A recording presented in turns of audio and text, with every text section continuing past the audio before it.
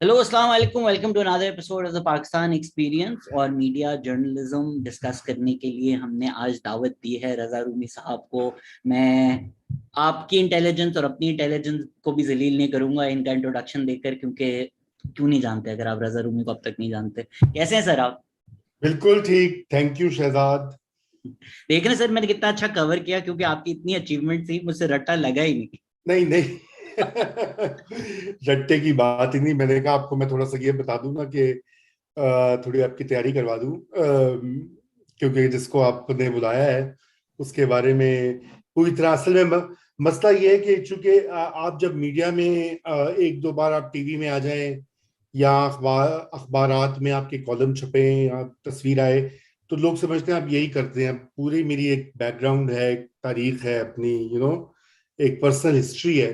तो मैं चाहता हूं कि जब लंबी बात हो, गुफ्तगू हो, तो उसमें वो भी सामने उभर कर आए और मालूम पड़े लोगों को कि ये मैं सिर्फ जो है वो एक लिफाफा सहाफी नहीं हूँ।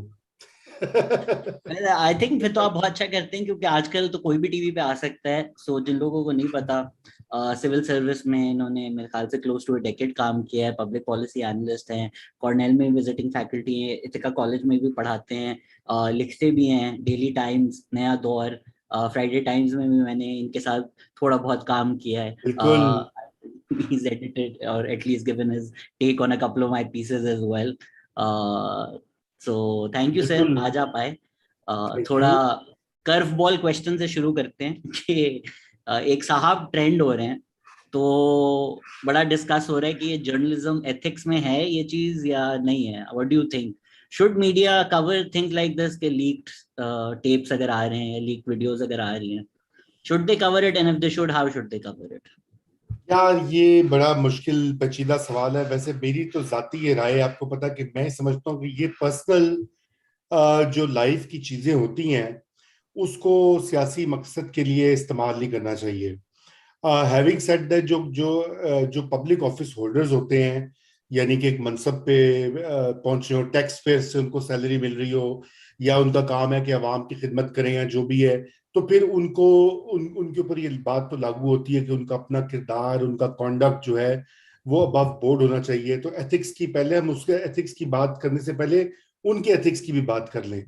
तो ये जो वीडियो वायरल हो रही है ये पहली बार तो नहीं हुई। आपने देखा पहले भी कई वीडियोस वायरल हुई। मसलन चेयरमैन नैब है, उनके हवाले से एक वीडियो टीवी चैनल ने लगा दी।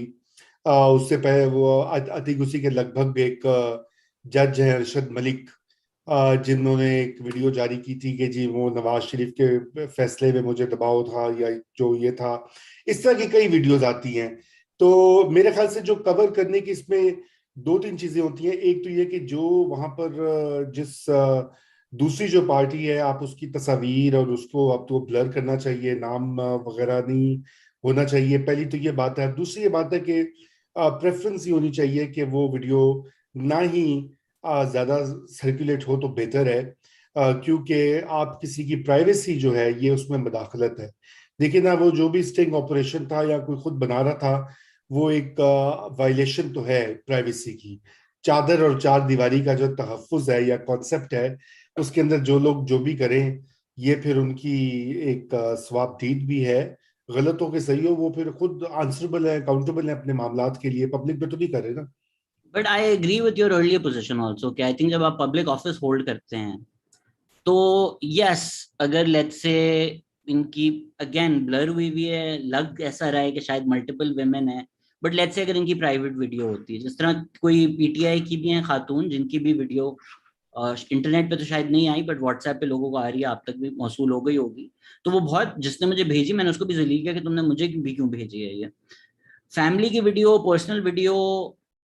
अनइक्वोकली गलत बात है। बट अगर आप एक पब्लिक ऑफिस होल्डर हैं और मल्टीपल वुमेन के साथ कर रहे हैं, या ये भी एक आइडिया दिया जा रहा है कि जी हनी ट्रैप कर दिया उनको, मतलब आप एक सीजन पॉलिटिशियन है, आप क्यों हनी ट्रैप हो रहे हैं? बिल्कुल। इतना आसान है। जी हनी ट्रैप आज देखिए, ये आसान काम, ये बड़ी मुश्किल डिबेट है। बहरहाल पब्लिक ऑफिस होल्डर की जो आपने बात की ना वो बुनियादी है। लेकिन देखना ये कि ये जो साहब हैं अभी, ये तो कोई पब्लिक ऑफिस होल्ड नहीं कर रहे। एक पार्टी में के लीडर हैं, तर्जुमान हैं, उस लिहाज से उनकी एक विजिबिलिटी है बिल्कुल। लेकिन वो फिलहाल तो किसी ओहदे पे फाइज नहीं है। जज अरशद मलिक जो थे वो बिल्कुल एक जज थे अकाउंटेबिलिटी के, तो वहां पे तो बात बनती है कि वो उनका उनका किरदार, उनका जो कॉन्डक्ट है वो अबव बोर्ड होना चाहिए। तो ये इस तरह के हैं शहजाद। ये मुश्किल सवालात आपने आगाज ही मुश्किल से कर दिया, मुझे नॉकआउट कर ट्रेंडिंग दिया। नंबर वन ट्रेंडिंग ही यही है मेरे ख्याल से। नेटफ्लिक्स पे काफी टाइम से कोई ऐसा शो नहीं आया था, तो पाकिस्तानी ऑडियंस थोड़ी थोड़ी बेताब थी, तो उनको ये मिल गया। हाँ अच्छा, ये जो अब कंजेक्चर थ्योरी में मैं थोड़ा जा रहा हूँ, पर क्योंकि आपका इतना इयर्स ऑफ एक्सपीरियंस है, आप बेहतर इस पे कंजेक्चर कर सकते हैं। ये जो एक आइडिया है कि जो जजेस हैं ये हनी ट्रैप होते हैं और करवाए जाते हैं और जानबूझ के करवाए जाते हैं, आपने ऑलरेडी अरशद मलिक का जिक्र कर दिया, तो वो एक जजमेंट उन्होंने देना ही था। तो क्या ये सच है? क्योंकि हमने चले पाकिस्तान की तो डिक्लासिफाई नहीं होती, बट फॉरेन इंटेलिजेंस एजेंसीज के डिक्लासिफाइड डॉक्यूमेंट्स में हमें नजर आएगा that women have been used to entrap politicians and officials. जी जी बिल्कुल। माता हारी का केस आपको याद नहीं है? तारीख भरी हुई है इस तरह के हवालों से बड़ी। अगर आपको याद हो तो एक इंडियन एम्बेसी की ऑफिशियल थी कुछ साल पहले, वो भी हनी ट्रैप हुई थी। एक जो है शख्स उसने जाकर तो उसको वो जो भी मोहब्बत वब्बत के दावे शावे करके उनको फांस के फिर वो निकाली भी गई अपने वहां से, इंडियन फॉरेन ऑफिस से, क्योंकि वो हो गई थी। बिल्कुल नहीं होना चाहिए आपको अपनी मेरे ख्याल से अपने ओहदे का, अपने मनसब का की पासदारी करनी चाहिए, अपने आप को कंट्रोल करना चाहिए। अगर इस तरह के जज्बात आपके भड़क भी रहे हैं तो अव्वल तो ये कि वो सिंगल तो नहीं है, शादीशुदा है। मुझे अगर लगा आप ऐसी कहेंगे वो रोबोट तो नहीं है। जज्बात भड़कते मेरा हैं। दिल तो यही चाह रहा था, फिर मैंने कहा आपके देखने वाले कहीं नाराज ना हो जाएं। तो रोबोट तो नहीं है, लेकिन लेकिन इंसानों से गलतियां होती हैं, वो बात आपकी ठीक है, लेकिन मेरे ख्याल से आपको डबली केयरफुल होना चाहिए इन मामलात में। वैसे तो ये बशरी जो जो कोताहियां हैं, अगर आपको याद हो प्रेसिडेंट क्लिंटन जो थे अमेरिका के, उनका तो बड़ा फेमस केस था। वो इंटर्न जो थी मोनिका लेविंस्की, उसके साथ जो कुछ उन्होंने किया व्हाइट हाउस में, ओवल ऑफिस में, और जिस तरह से वो पूरा स्कैंडल भी उभरा उस पर, तो उनका मुआवजा, उसकी बाकायदा हेयरिंग हुई। अगर आपको याद हो जो इम्पीचमेंट हुई का पूरा प्रोसेस हुआ। बहरहाल वो बच गए, बाल बाल बचे। लेकिन ये कि हाई स्टैंडर्ड्स तो हैं अमेरिका में, तो खुसूसन ये बहुत आम होता है इस तरह की जो है ना। अभी वो कोई एक मेरे ख्याल से थे कहीं के गवर्नर थे, वो न्यूड पिक्चर्स जो सेंड करने का भी रवाज आ गया ना आपकी जनरेशन में, तो ये मेरी मैं बुढ़ा हो गया हूँ सर ना। नहीं या तो नहीं मेरा तो, ईगो और सेल्फ नहीं। एस्टीम ने कभी इजाजत नहीं दी ये करने की, या तो मैं थोड़ा सा बस बुढ़ा हो गया हूँ। आयरॉनिकली एंथनी वीनर उनका नाम था जो ये तस्वीरें भेज रहे थे। हाँ एंटनी तो Wiener. if we live in a simulation then Wiener was sending Wiener picture. अच्छा, अब सर मैं अगर एक सच्चा सवाल पूछूं, एज ए हाँ। जर्नलिस्ट, एज आप मीडिया ऑर्गेनाइजेशन भी एडिटोरियल पॉलिसीज भी जाते हैं, कहीं ना कहीं तो दिल भी चाहता है। सो लेट्स से अगर रेहाम खान की किताब आती है, ठीक हम्म। है, मैंने भी उसकी बात की, how can you not cover it? How can you read something like that and not cover it? अगर उसको तो नहीं पार्क कर सकते हम कि ये पर्सनल बात है। सो या अगर शेख रशीद की भी लीक होती है तो दिल तो चाहते कंडेम करे। यहाँ मे देखिए बी देखिए फर्क जुबैर है ना। Umar is not equal, so you're just like रहने देते हैं। नहीं मैं नहीं नहीं ऐसी बात नहीं है। शहजाद, मैं आपको जो बात करना चाहता हूँ ना मेरे भाई, कि वो ना इस तरह से है कि रेहान की जो किताब आई थी वो बिल्कुल इलेक्शन से मेरे ख्याल से चंद ही रोज पहले आई थी। अब जाहिर बात है कि उस वक्त इमरान खान साहब जो हैं वो टॉप कैंडिडेट थे प्राइम मिनिस्टर के लिए, सबके इशारे वहीं पे हो रहे थे कि जी ये जीत जाएंगे, जितवा दिया जाएगा, पीएम बन जाएंगे, बनवा दिया जाएगा। तो इलेक्शन के ऊपर आपको पता बहस चलती रहती है सोशल मीडिया में भी बहुत ज्यादा, सियासत में भी। तो वो उस लिहाज से उसकी थोड़ी बहुत रेलेवेंस बनती थी, अगरचे कि मैं ये भी समझता हूं कि वो उसमें भी, उस किताब में भी बहुत सी कुछ ऐसी बातें थी जो कि उनको नहीं दर्ज करनी चाहिए थी। जो भी आपके प्राइवेट मामलात होते हैं, एक शादीशुदा अज़दवाजी जिंदगी में उतार चढ़ाव आते हैं, मुश्किलात आती हैं, वो फिर आपको उनका रखना पड़ता है। हर चीज तो आप नहीं पब्लिक में लेके आते, लेकिन हाँ हम गुस्से में भी थी जिस तरह से उनको शायद ट्रीट भी किया गया, वो मतलब एसएमएस के ऊपर या पता नहीं व्हाट्सएप के मैसेज के ऊपर उनको डिवोर्स का नोटिस मिला, उनको सही सही तरह से बात भी नहीं की, क्लोजर नहीं होता ना एक, तो जी जी। वो एक मेरे ख्याल से कुछ वो एक आंसर भी था शायद। और इसी तरह शेख रशीद की अगर बात होगी तो वो वजीर दाखिला इस वक्त नंबर 2 पोजीशन होती है, वजीर आजम के बाद बड़ी अहम होती है। तो इसलिए ये यहाँ पे बनती है ये बात। और पॉलिटिशियंस का मसला ये कि वो पब्लिक लाइफ में होते हैं, और पब्लिक जो है फिर वो देखती है, वो ना सिर्फ उनकी पॉलिसी को देखती है, उनका किरदार भी देखती है, झूठे तो नहीं है, चोर तो नहीं है, जानी तो नहीं है, गीबत तो नहीं करते, डाकू तो नहीं है, वगैरह वगैरह। तो वो उस लिहाज से उसकी एक रेलेवेंस बन जाती है। और शेयर इसलिए फिर होती भी है, दिखाई भी जाती है, बात भी होती है, लोग असेस करते हैं। आप देखें ना, जुबैर साहब जो हैं, बड़ी इंटरेस्टिंग बात है, वो असद उमर के भाई भी हैं, असद उमर पीटीआई में है। अच्छा, फिर जुबैर साहब जो हैं वो नवाज शरीफ के तर्जुमान भी, नवाज और मरियम के तर्जुमान भी रहे हैं या हैं पता नहीं, ऐलान हुआ था बाकायदा। तो उस लिहाज से उनकी पोजीशन जो है, अब ये होता है कि अगर तो ये एक बाकायदा ऑपरेशन किया गया है उनको खराब करने के लिए, तो वो भी देखना जरूरी है, क्योंकि अगर एक बड़ी ऑपोजिशन पार्टी के कायद का तर्जुमान इस तरह का, तो फिर वो पार्टी कैसी होगी, कायद कैसा होगा, लोग तो ये सवाल करेंगे ना। तो ये फिर ये एक डिबेट आ जाती है, अब इसको किस तरह से कवर करना चाहिए, ये केस टू केस डिपेंड करता है। I agree, I think moral argument तो होता है। इवन बिल क्लिंटन की जो आपने जिक्र किया, एक हम्म। बड़ा इशू ये भी था कि पहले उन्होंने झूठ बोला। नवाज शरीफ का भी एक आमे का जो इशू है वो झूठ और सादिक रमीन पे आ जाती है। जो मॉरल अथॉरिटी होती है वो तो बिल्कुल ऐसी चीजों में चैलेंज होती है। हम बहुत टॉप ट्रेंडिंग पे डिस्ट्रैक्ट हो रहे हैं, आ जाते हैं हम अपने टॉपिक पर। सर क्या फलसफा क्या था? Congratulation by the way, YouTube का बटन भी मिल चुका है, 4 साल भी हो चुके हैं। सो एक तरफ हाँ। नया पाकिस्तान है, एक तरफ नया दौर है। रेहाम खान पे मैं एक और बात कह दूं, पीडीएम ने शायद इतना ऑपोजिशन नहीं दिया जितना रेहाम खान ने दिया है। बिलावल और मरियम ट्विटर पे उतने एक्टिव नहीं है जितने रेहाम खान पर है। तो वो उनको बना दें ऑपोजिशन लीडर, बट अब आ जाते हैं नया दौर पर। नहीं, देखिए फलसफा क्या था? रेहाम पे ही बात हो रही है तो बात कर, देखिए रेहाम तो मेरी फ्रेंड है, हम्म, और मैं उनको उस वक्त से जानता हूं जब वो पाकिस्तान में आई थी। मैंने जब कैपिटल टीवी को ज्वाइन किया था, बल्कि मेरा वहाँ पे इंटरव्यू जो होता है, तो हमने इकट्ठे ही हम गए थे। वो बाद में एक और चैनल में चली गई। तो मैं उस वक्त से जानता हूँ। उस वक्त उनका बेखा से दूर दूर से कोई ताल्लुक नहीं था इमरान खान के साथ।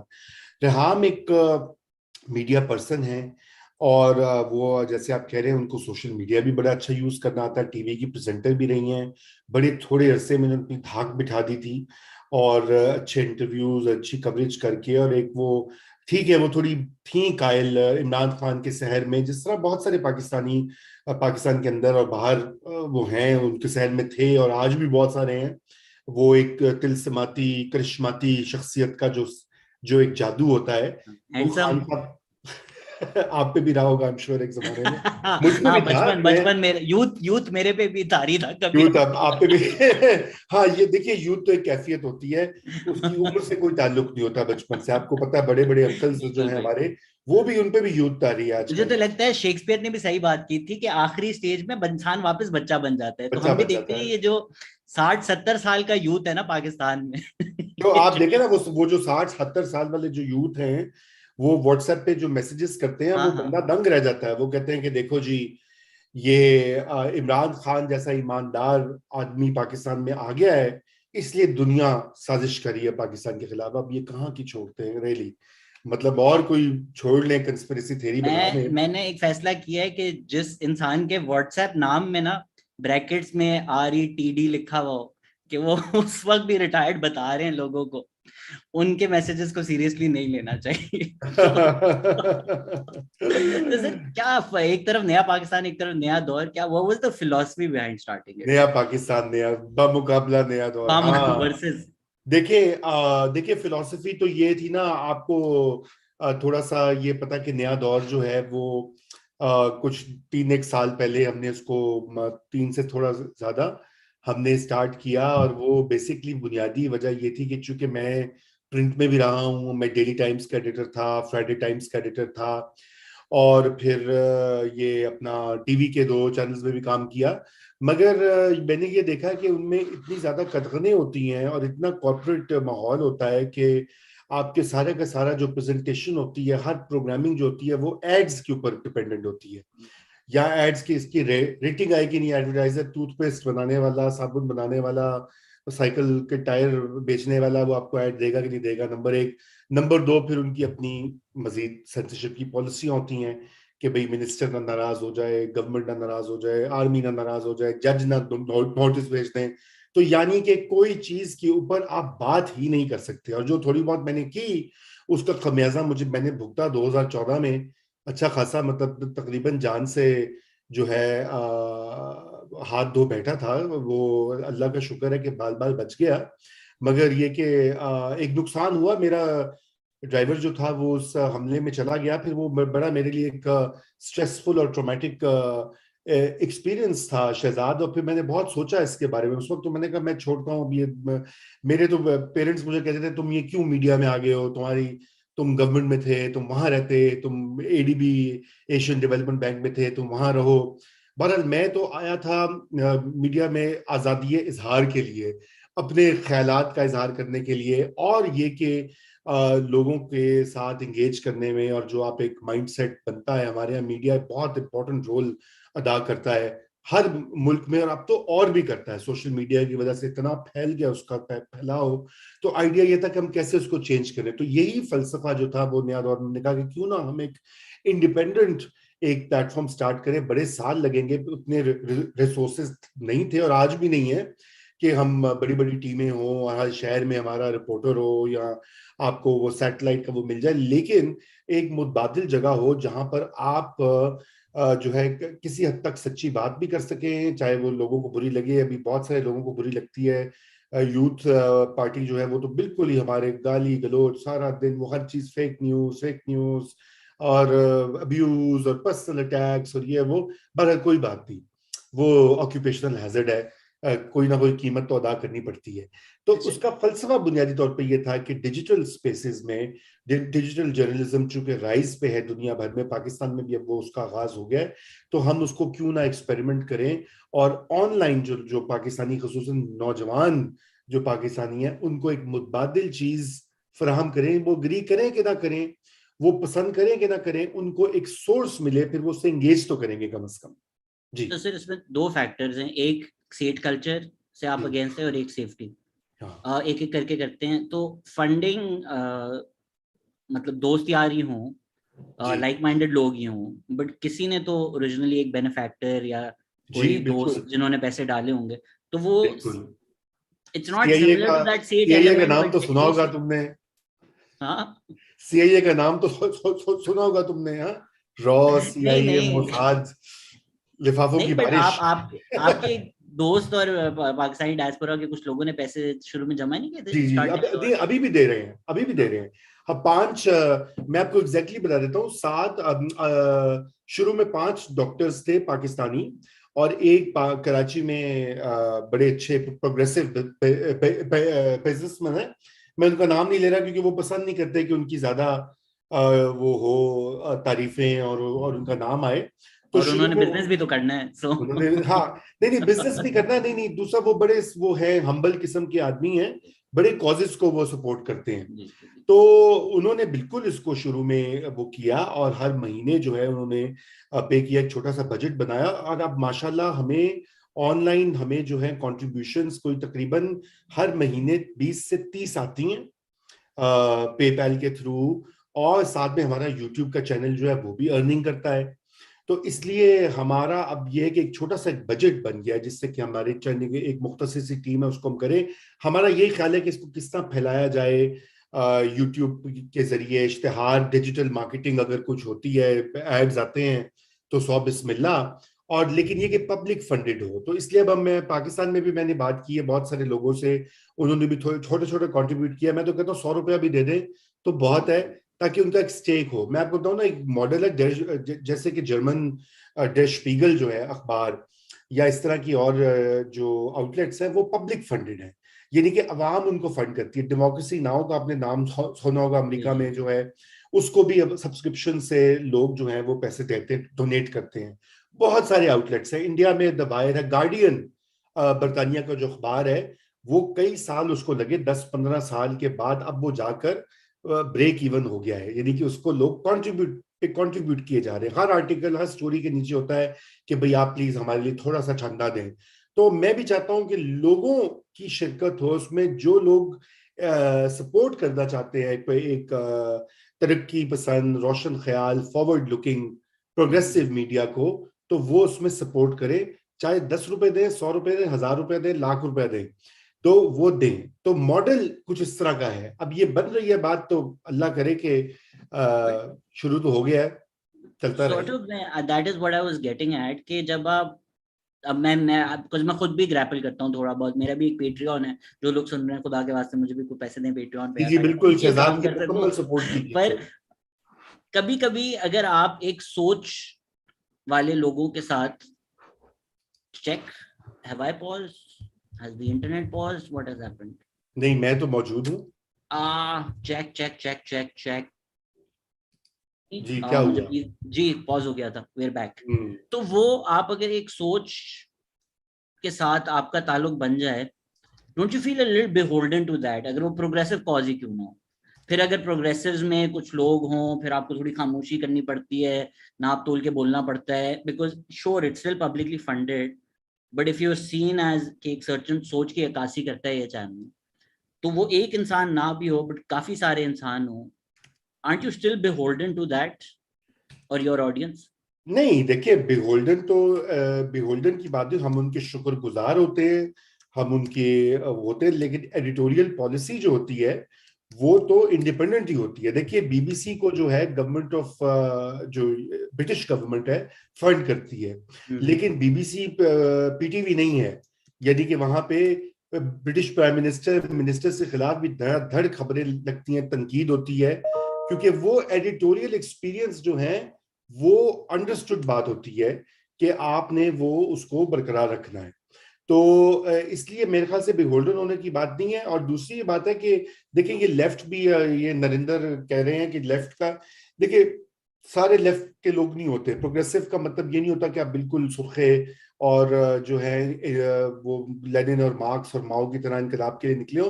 तो प्रोग्रेसिव का मतलब ये होता है कि आप तमाम इंसानों को बराबर समझें, आप तमाम मजाहिब को बराबर समझें, आप तमाम शहरी जो हैं, पाकिस्तानी और दुनिया के शहरी जो हैं, उनको बराबर समझें। आप इंसानी हकूक की बात करें, आप खवातीन के हकूक की बात करें, आप जुल्म के खिलाफ, नाइंसाफी के खिलाफ बात करें। एक एक ऐसा इंसाफ और रवादारी और इक्वालिटी, यानी कि मुनसिफाना वसाइल की तकसीम पे माशरे की बात करें, तो मेरे ख्याल से ये तो बहुत सारे राइट विंग लोगों का भी एजेंडा होता है, सिर्फ लेफ्ट का नहीं होता। मतलब सेंट्रिस्ट का भी होता है, राइट का भी होता है। अब अगर आप देखें जमात इस्लामी है, तो उसके भी मंशूर में ऐसी बातें लिखी हुई हैं। खवातीन के बारे में उनका थोड़ा सा फर्क है, पर्दा वर्दा, लेकिन बहरहाल वो, उनकी खवातीन भी बड़ी आगे होती हैं, बल्कि उनका कभी कभी तो डंडे भी उठा लेती हैं।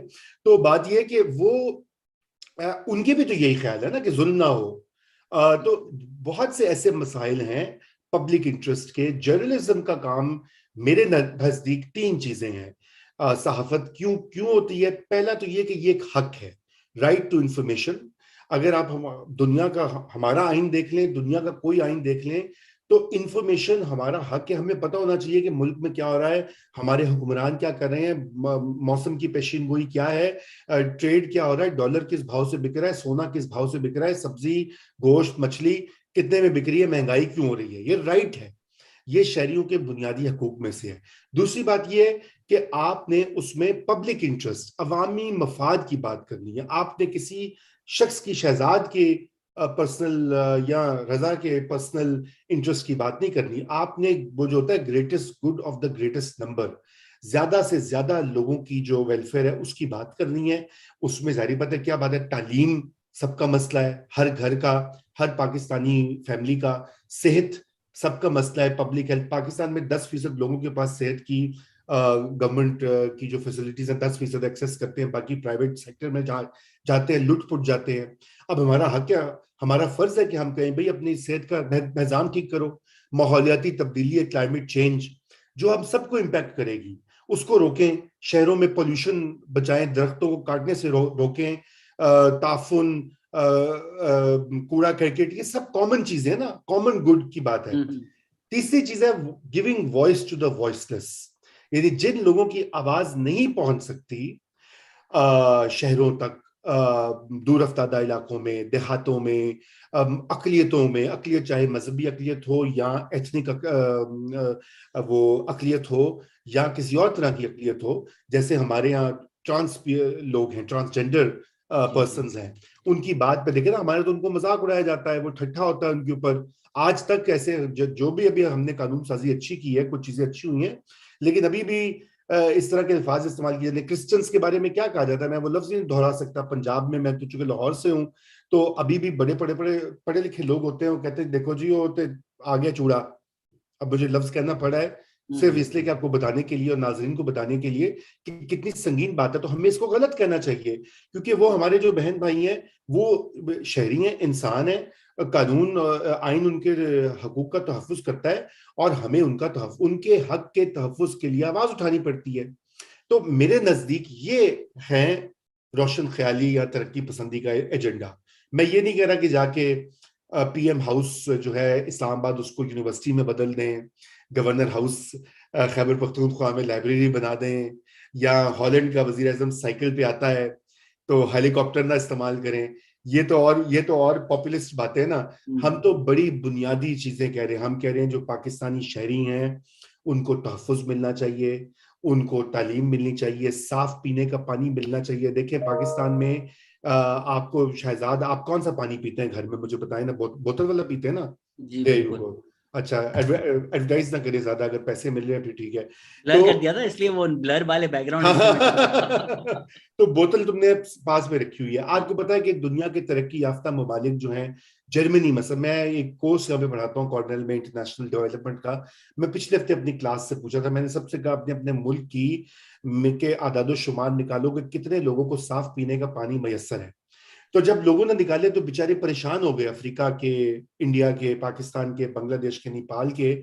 और जर्मनी की एक स्टूडेंट थी, उसने निकाला, उसने कहा कि 99.2% जो शहरी हैं उनको safe, filtered, clean drinking water मिलता है। अब कहाँ 20% अफ्रीका के ममालिक में, 30-40% पाकिस्तान में, और कहाँ 99। तो ये गोल होना चाहिए था। ये है अवाम की बात।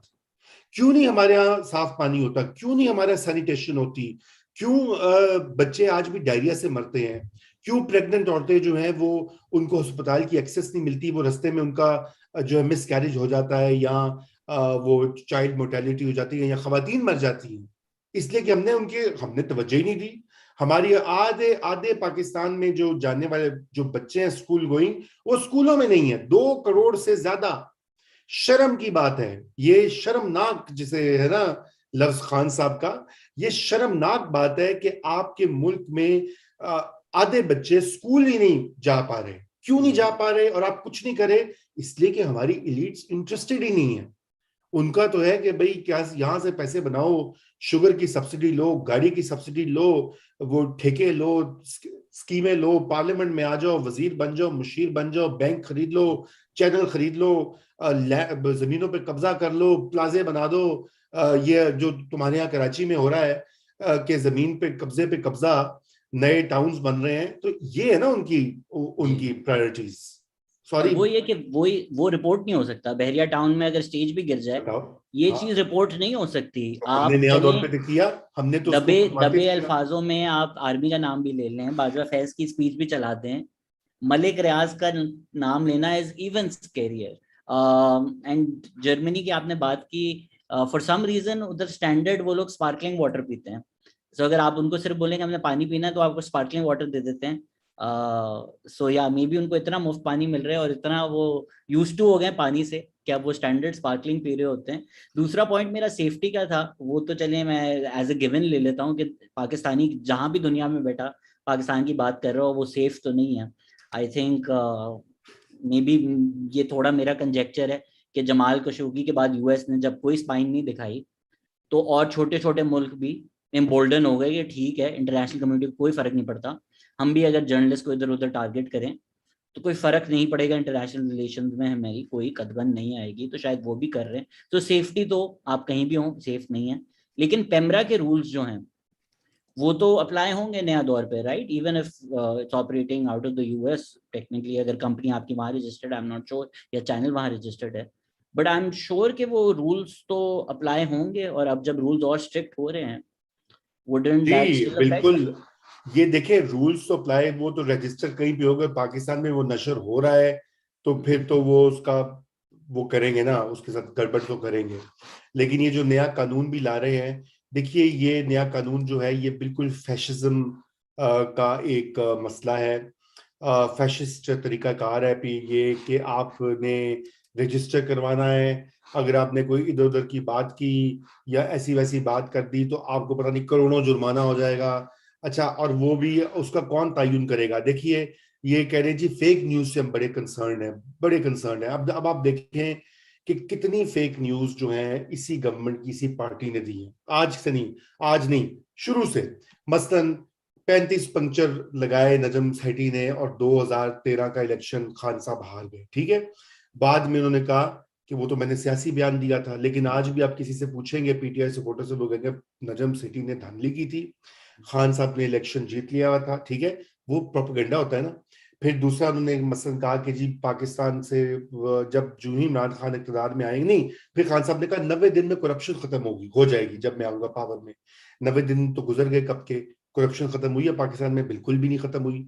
अच्छा, फिर उन्होंने कहा कि मैं आपको लिस्ट बताता हूँ, मैं जी ये जी। क्योंकि अच्छा अच्छा प्लेटफॉर्म है, आपके साथ खुल के बातें होंगी, तो अपने न्यायाधीश को ये भी नहीं रजा कह साहब सकते। सोच रहे हैं कि ठीक है, अगर बंद होना ही है तो शहजाद को भी तो कराओ ना चल, अपना ही। तो तुम्हारा बंद वो तो डूबे, हो। तुझे भी ले डूबे सनम। हम तो डूबे हैं बिल्कुल, तुमको भी ले डूबेंगे। अच्छा, फिर उन्होंने कहा कि जी 200 अरब डॉलर आएगी बाहर से, और 100 अरब डॉलर जो है वो आईएमएफ के मुंह पे मारा जाएगा। और 100 अरब डॉलर से क्या होगा? मतलब ठेंगा आया बाहर से, उतना ही आ रहा है जितना पहले आ रहा था, 19-20 का फर्क है। बल्कि कशकोल ले लेके आईएमएफ पे जा रहे हैं। मैं आपको लिस्ट बता रहा हूँ। शहबाज शरीफ ने 10 अरब रुपए की ऑफर दी कि तुम पैनामा का केस वापस ले लो इमरान खान से। अब वो मुकदमा चल रहा है, प्रूव करे ना उसको, ठीक है ना। अच्छा, ये कि अभी तरह तरह की, अभी किसने, वो आपके गवर्नर जो सिंध है, उन्होंने कहा कि जी कैप्टन राशिद मनास जो थे वो शहीद, उनकी बेवा का ख्याल, वो उनकी शादी नहीं हुई थी, बेवा कहाँ से? अब ये फेक न्यूज के जुमरे में नहीं आ रहे हैं, लोगों को आप चूना लगा रहे हैं। तो अनलेस आप कोई उनकी भी लीक्ड वीडियो इमरान इस्माइल तक पहुंच गई हो। हाँ, अस्तगफिरुल्लाह। लेकिन बात यह कि आप लोगों को मिसगाइड कर रहे हैं। फिर अच्छा, फिर इन्होंने अभी यूएन में कहा कि जी पख्तून सारे तालिबान होते हैं। पख्तून नाराज हो गए। आधे आपने देखा होगा ट्विटर के ऊपर वो घुमसान करन पर, हत्ता कि सलीम साफी जो कि लेफ्ट नहीं है भाई, वो खुद एक जमाने में मुजाहिद रहे हैं। सेंटर सेंटर, आप सेंटर राइट, सेंटर कह सकते हैं, जमहूरियत पसंद कह सकते हैं। आज उन्होंने जंग में मजमून भी लिख दिया है। वो खुद कह रहे हैं कि ऐसी बात नहीं है भाई। और ये जो बनी हुई है एक तंजीम जिसका नाम नहीं लिया जा सकता पाकिस्तान के मीडिया पे, PTM, Pakistan, sorry, Pashtun Pashtun Tahaffuz Tahaffuz movement. Movement, तहरीक जो है, वो किसके खिलाफ है? वो तालिबान के खिलाफ है। उसमें हजारों लाखों लोग उसके सपोर्ट करते हैं। कराची में तो सबसे ज्यादा गढ़ है उसका, पिशावर, कराची, फाटा का, एक्स फाटा का एरिया। तो ये बातें आप क्यों फैला रहे हैं? ये भी तो झूठ के जुमरे में आता है। अच्छा, फिर ये एक लंबी फहरिस्त है, इसलिए कौन इसका तयन करेगा? ये सिर्फ धमकाने की बात है, क्योंकि अगला इलेक्शन आ रहा है। और जो तनकीद हो रही है वो बर्दाश्त नहीं हो रही, क्योंकि देखे ना, खान साहब को मीडिया ने बड़ा प्रमोट किया था। पीटीआई और इमरान खान जो है वो, इमरान खान की कैरिज्मा भी इसमें काम आता है, उनका वर्ल्ड कप का की कामयाबी, शौकत खानम हॉस्पिटल। और लेकिन उसके साथ साथ मीडिया ने उनका एक इमेज बनाया। 2002 में जब आजाद हुआ मीडिया, 2001 में मुशर्रफ ने जब उसको डीरेगुलेट किया, उसके बाद अगर आप देखें तो जियो टीवी फॉर एग्जांपल, जो सबसे बड़ा नशरियाती चैनल है, उसके ऊपर इमरान खान साहब, कोई ऐसा दिन नहीं होगा कि वो वहां पर ना आए हो, 2000 से लेके 2002 से और 2013 तक। ये जिसके शो पे 10, आते थे वो आज बेरोजगार हैं। हाँ, जिसके एग्जैक्टली एग्जैक्टली 11 साल मुस्तकिल, एवरी डे, वो दिन को रात कह रहे हैं, रात को दिन कह रहे हैं, काले को सफेद कह रहे हैं, सफेद को काले कह रहे हैं, वो नशर हो रहा है। उसकी तशरीहात दी जा रही हैं, तर्जुमानी हो रही है, टेलीथॉन्स हो रही हैं। एक वन मैन पार्टी को एक मसीहा के तौर पर पेश किया गया। लोग कहते हैं जी आर्मी उसके पीछे है, बिल्कुल है, वो तो कोई शक नहीं है, लेकिन मीडिया का भी एक बहुत बड़ा रोल है। तो ये जब जब आपको इतनी सपोर्ट मिली हो मीडिया से, और वही मीडिया आपके खिलाफ हो जाए या आप पे तनकीद शुरू करते हैं। अब देखे ना, इनके जो बड़े बड़े करीबी लोग थे इमरान खान साहब के मीडिया के अंदर, वो भी तनकीद कर रहे हैं इनके ऊपर वो भी कह रहे हैं भाई ये ऐसे हैं तो वैसे हैं। हारून रशीद कॉलम पे कॉलम लिखा करते थे खान साहब की तारीफ में कि एक जमाने में तो उन्होंने यहाँ तक लिख दिया था कि पता नहीं जो सच्चा मुसलमान है वो इमरान खान का सपोर्टर नहीं है तो उसका ईमान ही मतलब मुतजलजल हो जाएगा। तो ऐसी ऐसी बातें करके उन्होंने लोगों को पब्लिक ओपिनियन बिल्ड किया है। अब खान साहब बड़े परेशान हो रहे हैं, उनकी पार्टी बड़ी परेशान हो रही है कि ये जो सारा मीडिया हमारे साथ था, चलो बॉयज तो हमारे साथ ही हैं, लेकिन ये मीडिया जो हो गया इसको कैसे ठीक किया जाए। तो उसका मतलब है कि शहजाद गयास जैसे जो ट्विटर पे यूज करते हैं और हर वक्त मजाक उड़ाते हैं, पहले तो इनका तो वो पंजाबी में कहते हैं मक्कू ठप्पो, ठीक है ना, और उनको टाइट करो, फिर उसके यूट्यूब चैनल्स पे आओ, क्योंकि यूट्यूब पे अच्छा टीवी पे आपने कदगने लगा दी हैं, लोगों को फायर कर दिया है। तकरीबन 1 दर्जन लोग जो है वो जो टॉप के इन्फ्लुएंशियल एंकर्स थे वो नहीं है, हजारों सहाफी बेरोजगार हुए हैं। तो इसलिए अब यूट्यूब के ऊपर भी वो करना चाहते हैं। तो ये एक सीरियस मामला है, लेकिन ये सिर्फ पाकिस्तान नहीं है, मैं ऐड कर ये करना चाहता हूँ। ये एक दुनिया भर में एक लहर आई हुई है इस वक्त, और ये लहर है दाएं बाजू का जो एक नजरिया होता है ना, थॉट कंट्रोल का, सेंसरशिप का, कदगनों का, पाबंदियों का, पॉपुलिस्ट। क्योंकि जहां जहां पॉपुलिस्ट लीडर्स हैं, मसलन आप देखें ट्रंप जो था अमेरिका में, फर्स्ट अमेंडमेंट जो है आइन की, वो फ्री स्पीच को गारंटी करती है। इस वजह से अमेरिकी मीडिया जो है ना हर प्रेसिडेंट की अच्छी खासी वो करता है, आपको पता है क्या करता है। जी जी तो जी। अच्छा, और वो जो बाइडेन के देखिए उन्होंने क्या हाल किया, अफगानिस्तान से निकले उसके ऊपर वो उन्होंने बुरा भला कहा, उसने कहा ये नाकाम है, ये तबाह है, डिजास्टर है, ये इसने गलत किया है। तनकीद पे तनकीद उसके हमायतियों ने भी की। जो बाइडेन तो नहीं कहा कि मैं नया कानून ले आऊंगा, ये झूठे हैं, ये फेक न्यूज फैला रहे हैं, ये लिफाफे हैं, इनको केजीबी फाइनेंस कर रही है, इनको चीन की इंटेलिजेंस फाइनेंस कर रही है, बिल्कुल भी नहीं कहा। अच्छा, यहाँ पे ट्रंप भी खिलाफ हो गया था मीडिया के, सीएनएन को कहता था फेक न्यूज फेक न्यूज, बिल्कुल वही जबान जो यूथ विंग जो है ना, यूथ पार्टी का सोशल यूथ विंग जो बात करता है ना, उनकी एक ही लफ्ज निकलती है। अच्छा, वो उनका बयानिया या ऊपर से आ रहा है या नीचे से ऊपर चला गया कि आप खान साहब भी करते हैं, हमें प्रॉब्लम फेक न्यूज के साथ है। हमारे काबिल कदर मेरे दोस्त हैं फवाद चौधरी साहब, वो भी हर वक्त ये हवाला देते हैं कि भाई fake news fake news fake news. तो बात यह है कि ये, अच्छा हंगरी जो है वहां भी ऐसा है, तुर्की में हमारे जो बड़े हीरो हैं अर्तुगल के नए पोते पड़पोते अर्दोगान साहब, उन्होंने भी वहां पे खूब क्लैम्प डाउन किया है मीडिया को। उन्होंने तो ये किया कि जो भी तनकीदी चैनल था ना, अमीर अमीर हैं उनके साथ, बिलियनर उनकी फैमिली है, बिलियनर्स उनके साथ है, उन्होंने ये किया कि उन्होंने खरीदना शुरू कर दिया। वैसे यहाँ भी स्टार्ट हो गया, अलीम खान साहब ने समा टीवी खरीद लिया है, आपने सुना होगा। तो अलीम खान साहब रूलिंग पार्टी के मेंबर हैं, बहुत अमीर कबीर आदमी हैं, उन्होंने चैनल खरीद लिया। तो यहाँ पे तो ये तुर्की में उन्होंने ये किया है मॉडल कि उन्होंने सारे तनकीदी अखबार चैनल्स या तो बंद किए या उनको खरीद के उनका किबला ठीक कर दिया, सॉफ्टवेयर अपडेट कर दिया, प्रेस कर करके बटन। इंडिया में मोदी क्या कर रहा है, बिल्कुल along the same lines. Modi के जो फाइनेंसियर्स हैं, बड़े बड़े कैपिटलिस्ट जो हैं, अडानीज और अंबानी, इन सबके मीडिया में स्टेक्स हैं। बांग्लादेश में हसीना वाजिद यही रूल्स लेकर आई है, सोशल मीडिया के रूल्स। तो ये एक ग्लोबल एक मसला भी है, सिर्फ पाकिस्तान का नहीं है।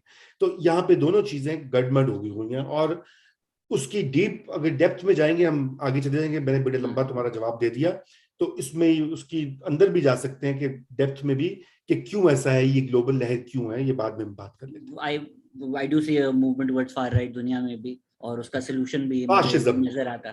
वही नजर आता है जो 60s और 70s में था। आई थिंक लोगों को थोड़े ड्रग्स करने की जरूरत है। Fawad Chaudhry at least I respect him कि वो ऑनेस्ट तो है।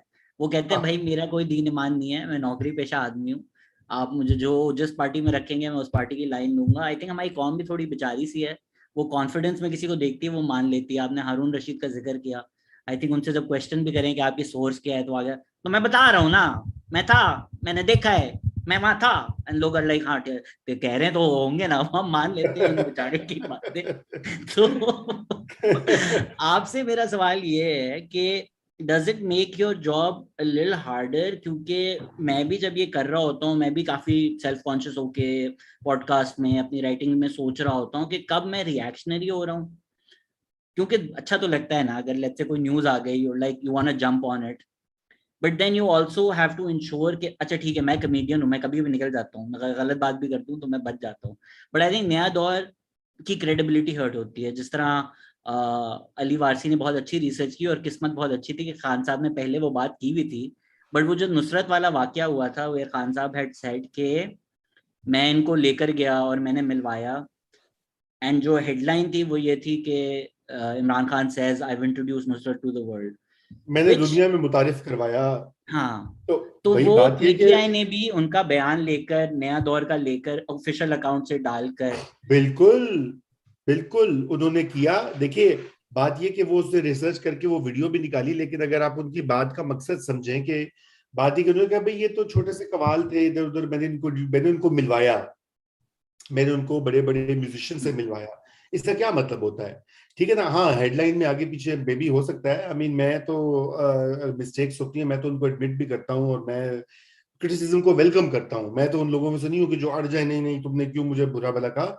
बिल्कुल गलती होती है, इंसानों से होती है, मीडिया आउटलेट से होती है। देखिए ये हम तो किस खेत की मूली हैं, बड़े बड़े यहाँ पे जो बैठे हुए हैं, जो आदि ये 35 पंक्चर की न्यूज किसने लगाई थी? द न्यूज अखबार ने लगाई थी, ठीक है ना। डॉक्टर इफ्तिखार चौधरी का जो बेटा है डॉक्टर अरसलान, उसके बारे में न्यूज लगाई गई थी कि उसने किस तरह से इफ्तिखार चौधरी ने सिफारिशों में उसको भर्ती करवा के पुलिस में ले आया, वो भी द न्यूज ने लगाई थी, ठीक है। तो बात ये कि ये सारे बड़े बड़े चैनल्स और बड़े बड़े अखबार इतनी बड़ी बड़ी चीजें करते हैं। ये नवाज शरीफ के खिलाफ सारा जो अकामा का, और ये बात आपने आपने भी अपनी कमेंट्स में चलते चलते जिक्र किया, नवाज शरीफ को सजा उसकी करप्शन पे नहीं हुई, पैनामा के केसेस पे नहीं हुई, वो अभी तक ट्रायल्स चल रहे हैं। नवाज शरीफ को इस चीज की सजा दी गई साले कि के तुम्हारे नहीं। पास एक अकामा है, वो अकामा इस रूलिंग पार्टी के लोगों के पास है। जो कुछ मिनिस्टर्स ऐसे थे उनके पास ब्रिटिश पासपोर्ट है। तो एक प्राइम मिनिस्टर को आपने कहा कि तुमने इकामा था और तुमने नहीं, और इकामा पे भी सजा नहीं दी। उन्होंने कहा कि आपने जो सैलरी आपको मिलनी थी 2000 दिरहम, 2000 दिरहम उनके लिए क्या चीज है, वो आपने नहीं वसूल की लेकिन डिक्लेयर नहीं की। अच्छा, बनानी थी ना बात, वो अब ऐसी बात बनानी है कि मैं कहूँ कि शहजाद तुम्हारा हेयर स्टाइल मुझे पसंद नहीं है, इसलिए तुम नाअहल हो गए यूट्यूब से, ठीक है ना, या तुम्हारे जोक्स जो है वो, मतलब इस तरह की बेहुदा बेहंगम जी बात जी इसको जी। मीडिया ने उछाला, जस्टिफाई किया। इससे बड़ी गलतियां तो कई कई मीडिया आउटलेट्स उसकी कोई बात नहीं करता। बात है कि छोटी छोटी फिश होती है ना, उसको दबाने का, बट उसका पॉइंट टेटुए वही है पे कि आप पे स्पॉटलाइट ज्यादा है ना। आई थिंक पता नहीं 100 क्यों। खून माफ है। मतलब मुबशिर लुकमान की अगर वीडियो लीक हो जाए जिसमें वो मलिक राज मना आपसे अब सवाल पूछूंगा, हा हा हा हा हा, उनकी क्रेडिबिलिटी को कोई फर्क नहीं पड़ेगा। उन लोगों को तो 100 खून माफ है ना। देखिए विद जी, somebody like नया दौर where the spotlight is on you, do you feel तो that मैं pressure यही कि तो, मेरे हम भाई गलती नहीं कर सकते? देखें देखें स्पॉटलाइट, देखिए गलती तो उसमें थी नहीं, बाद में वो चीज बड़ी क्लियर हो गई कि उसके मफहूम जो था उस बात का वो बट वो वही तो था। इमरान खान के ईगो ने आपको बचा लिया ना कि वो इमरान खान ने ऐसी बात की ही होगी। तो यार ये देखो ना, मैं तुम्हें यही बात कहना चाह रहा हूं कि जो ये स्पॉटलाइट भी है, और स्पॉटलाइट इसलिए ना कि क्रिटिकल क्रिटिकल चीज है, बाकी लोग उनको हर वक्त देखे ना। अगर आपका एक मीडिया हो, बहुत बड़ी इंडस्ट्री हो, कितने 35 चैनल हैं, 30-35 तो न्यूज चैनल्स हैं, ठीक है, जो हर वक्त लगे हुए हैं, तब्दीली, इनकलाब, ईमानदारी, नो नो करप्शन, पहली बार ये हुआ, पहली बार ऐसा हुआ, पहली बार एक वजीर आजम जो है अपने घर से निकल के दफ्तर गया, पहली बार एक वजीर आजम ने लंच बॉक्स खोला और खाना खाया, मतलब इस तरह की अजीबो गरीब फर्स्ट टाइमर्स जो दास्तानें होती है, एब्सोल्युटली नॉट, किसी ने अड्डे ही नहीं मांगे और वो कह रहे हैं एब्सोल्यूट मैं नहीं दूंगा, और लोगों ने कहा जी एब्सोल्यूट, पहली बार एक वजीर आजम ने कह दिया। इससे पहले भुट्टो फांसी पे चढ़ चुके हैं भाई, हेनरी किसिंजर को ललकार के, फर्स्ट टाइम नहीं हुआ। अब बात यह कि अगर आप उसको चैलेंज करते हैं, जी। और चाहे वो छोटा सा एक दो, मैं समझता हूँ 2.5 लोग उसको सुनते हो देखते हो, तो वो एक थ्रेट बन जाता है ना, तो इससे हमारी, हमसे ज्यादा उन लोगों की इनसिक्योरिटी का अंदाजा होता है कि क्या वो हो रहा है। बहरहाल मैं आपको ये भी कहना चाहूँ कि आपको मैं ये बता दूं कि ये जो है ये एक क्लाइमेट इस तरह का बना हुआ है, एक एनवायरनमेंट इस तरह का बना हुआ है कि इसमें आप ये जो है ना टारगेटिंग और ऑनलाइन कल्चर तो अब ऐसा हो गया ना, वो तो ये तो हम तो रूलिंग पार्टी की बात करें, लेकिन और मामलात के ऊपर भी आपने देखा होगा कि बहुत ज्यादा अब्यूजिव कल्चर हो गया है। यानी कि कोई बात पसंद नहीं आई, गाली दे दो आगे से, ओए तुम्हारी माँ, तुम्हारी बहन, तुम्हारा ये, तुम्हारा वो। कमाल है भाई। आप कहें कि शहजाद तुम्हारी बात में, जैसे आप मुझे कह रहे हैं कि आपकी हेडलाइन गलत है, ठीक है, मैं कहूंगा नहीं शहजाद नहीं गलत, अच्छा चलो ठीक है यार, लेकिन वो ओए झूठे कमीने फलाने के एक्स के दिल वाई से आप के, ये कहना चाह रहे थे मेरे सवाल के बाद। एक्स के वाई दिल के से। जेड, ठीक है ना, और तेरी ये हुई कैसे, मैं तुम्हारी मीम्स बना के लगा दूं, ठीक है ना। तो ये एक कल्चर एक बन गया है ना, मतलब ये कल्चर, ये ऑनलाइन अब्यूजिव कल्चर। और जी इसकी जी भी जो, इसके ऊपर भी तहकीक कभी होनी चाहिए। कि आपको पता ना, एक साहब होते थे ग्रैब योर कीबोर्ड, ठीक है ना, और वो जो ग्रैब योर कीबोर्ड वो करते थे, अब तो वो चले गए मैं विर्क साहब। तो ये उनके तरह के जो लोग हैं, ये भी माशाल्लाह से पीटीआई ने इसका ये अतिया हदिया दिया जो है, और फिर बाकी पार्टियों ने कॉपी किया। तो अब नून लीग वाले भी ये सब चीजें करते हैं, उनको कोई चीजें, पीपल्स पार्टी वाले ये चीजें करना शुरू हो गए हैं। अब उनकी अगर कोई तनकीदी बात हो जाए पीपीपी की गवर्नमेंट के बारे में या पीपीपी की पॉलिसी के बारे में, तो वो उन्होंने, आपको पता नया दौर का नाम रखा हुआ है जिया दौर। वो जिया दौर, नवाज दौर। अच्छा, नवाज शरीफ वाले वो कामरान शफी साहब ने कई हफ्ते मेरी इतनी क्लास ली, उन्होंने कहा तुम नवाज शरीफ का मजाक क्यों उड़ा रहे हो, वो एक विक्टिम विक्टिम है पॉलिटिशियन, तुमने मरियम को क्यों चैलेंज किया भाई, क्यों ना करें। बात ये कि कोई सैक्रोसैंक्ट, कोई सेक्रेट काउ तो है नहीं है। हम्म। सेक्रेट काउस जो है वो तो हमें पता कौन है, उनको नहीं हम करते। ठीक है ना। तो जो जो नहीं है उनको तो कर सकते हैं। तो इसलिए मेरे ख्याल से तो हमें, हम इसलिए कोई खुश नहीं होता, तो वो यही वाली बात है कि वो अपने भी क्या है, अपने भी खफा मुझसे बेगाने भी नाखुश, मैं जहरे हलाहल को कभी कह ना सका कंद, इकबाल का शेर है। तो वही वाली चीज है कि कोई भी खुश नहीं होता, लोग गालियां देते हैं, अच्छी बात है, उसे कम से कम ये तो पता लगता है कि वो देख रहे हैं। ऐसा ये वो है। मैंने भी जिंदगी में एक्सपीरियंस खुद भी यही किया है कि जब आप किसी कैंप में नहीं होते हैं ना, फिर आपको हाँ सबसे गालियां पड़ती हैं। अभी बीच में मुझे किसी ने बोला कि भाई तुम फंडेड हो, फंडेड हो। मेरी उस दिन काफी हटी हुई थी, मैंने बोला अब मुझे बताओ मैं किससे फंडेड हूँ, ताकि मैं उसको भी गालियां दूं, ताकि तुम्हें हाँ यकीन आ जाए मैं नहीं हूँ। उसने बिल्कुल सारे बिल्कुल। बताए, मैंने सबको बुरा भला कहा, ठीक है। उसके एंड में वो कहता है हाँ तेरी तो शक्ल भी ऐसी है, तुझे कौन फंड करेगा। तुम मुझे इल्जाम क्यों फंडेड फंडेड फंडेड लगा रहे थे, फंडिंग, अच्छा अगर ये एक मेरी बड़ा मसला औकात हो नहीं गया है। है।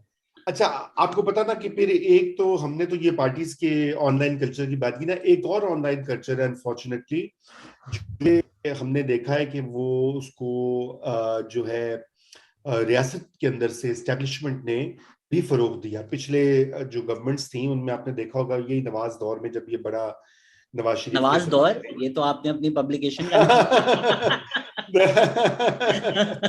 नवाज दौर, वो अच्छा, आपको पता है मुझे वो कहते हैं कि मैं जियाला हूँ, ठीक है ना, जो कौमी यूथ है वो मुझे कहती है कि ये तो बिलावल का सपोर्टर है, ये तो जियाला है, ये तो पीपल्स पार्टी का लिफाफा है वगैरह है। वो पीपल्स पार्टी वाले मुझे कहते हैं कि तुम जो हो, तुम तो एंटी पीपीपी हो और तुम झूठे हो। मतलब एक अजीबो गरीब कल्चर बना हुआ है। एनीवे, आई डोंट केयर जी जी जी। Who gives a toss. लेकिन बात यह है कि वो जो इस्टेब्लिशमेंट की मैं बात करता हूँ, उन्होंने भी ट्रोल्स अनलिश किए ना। अच्छा, उन्होंने भी ट्रोल्स अनलिश किए और उनका तो काम नेक्स्ट लेवल का है। बिल्कुल। उनका काम, ये तो कहते हैं ना लिफाफे हैं, ये झूठे हैं, फेक न्यूज है, वो कहते हैं आप गद्दार हैं, वो कैटेगरीज बनाई हुई हैं। गद्दार, मुहिब्बे वतन, इस्लाम दुश्मन, इस्लाम पसंद।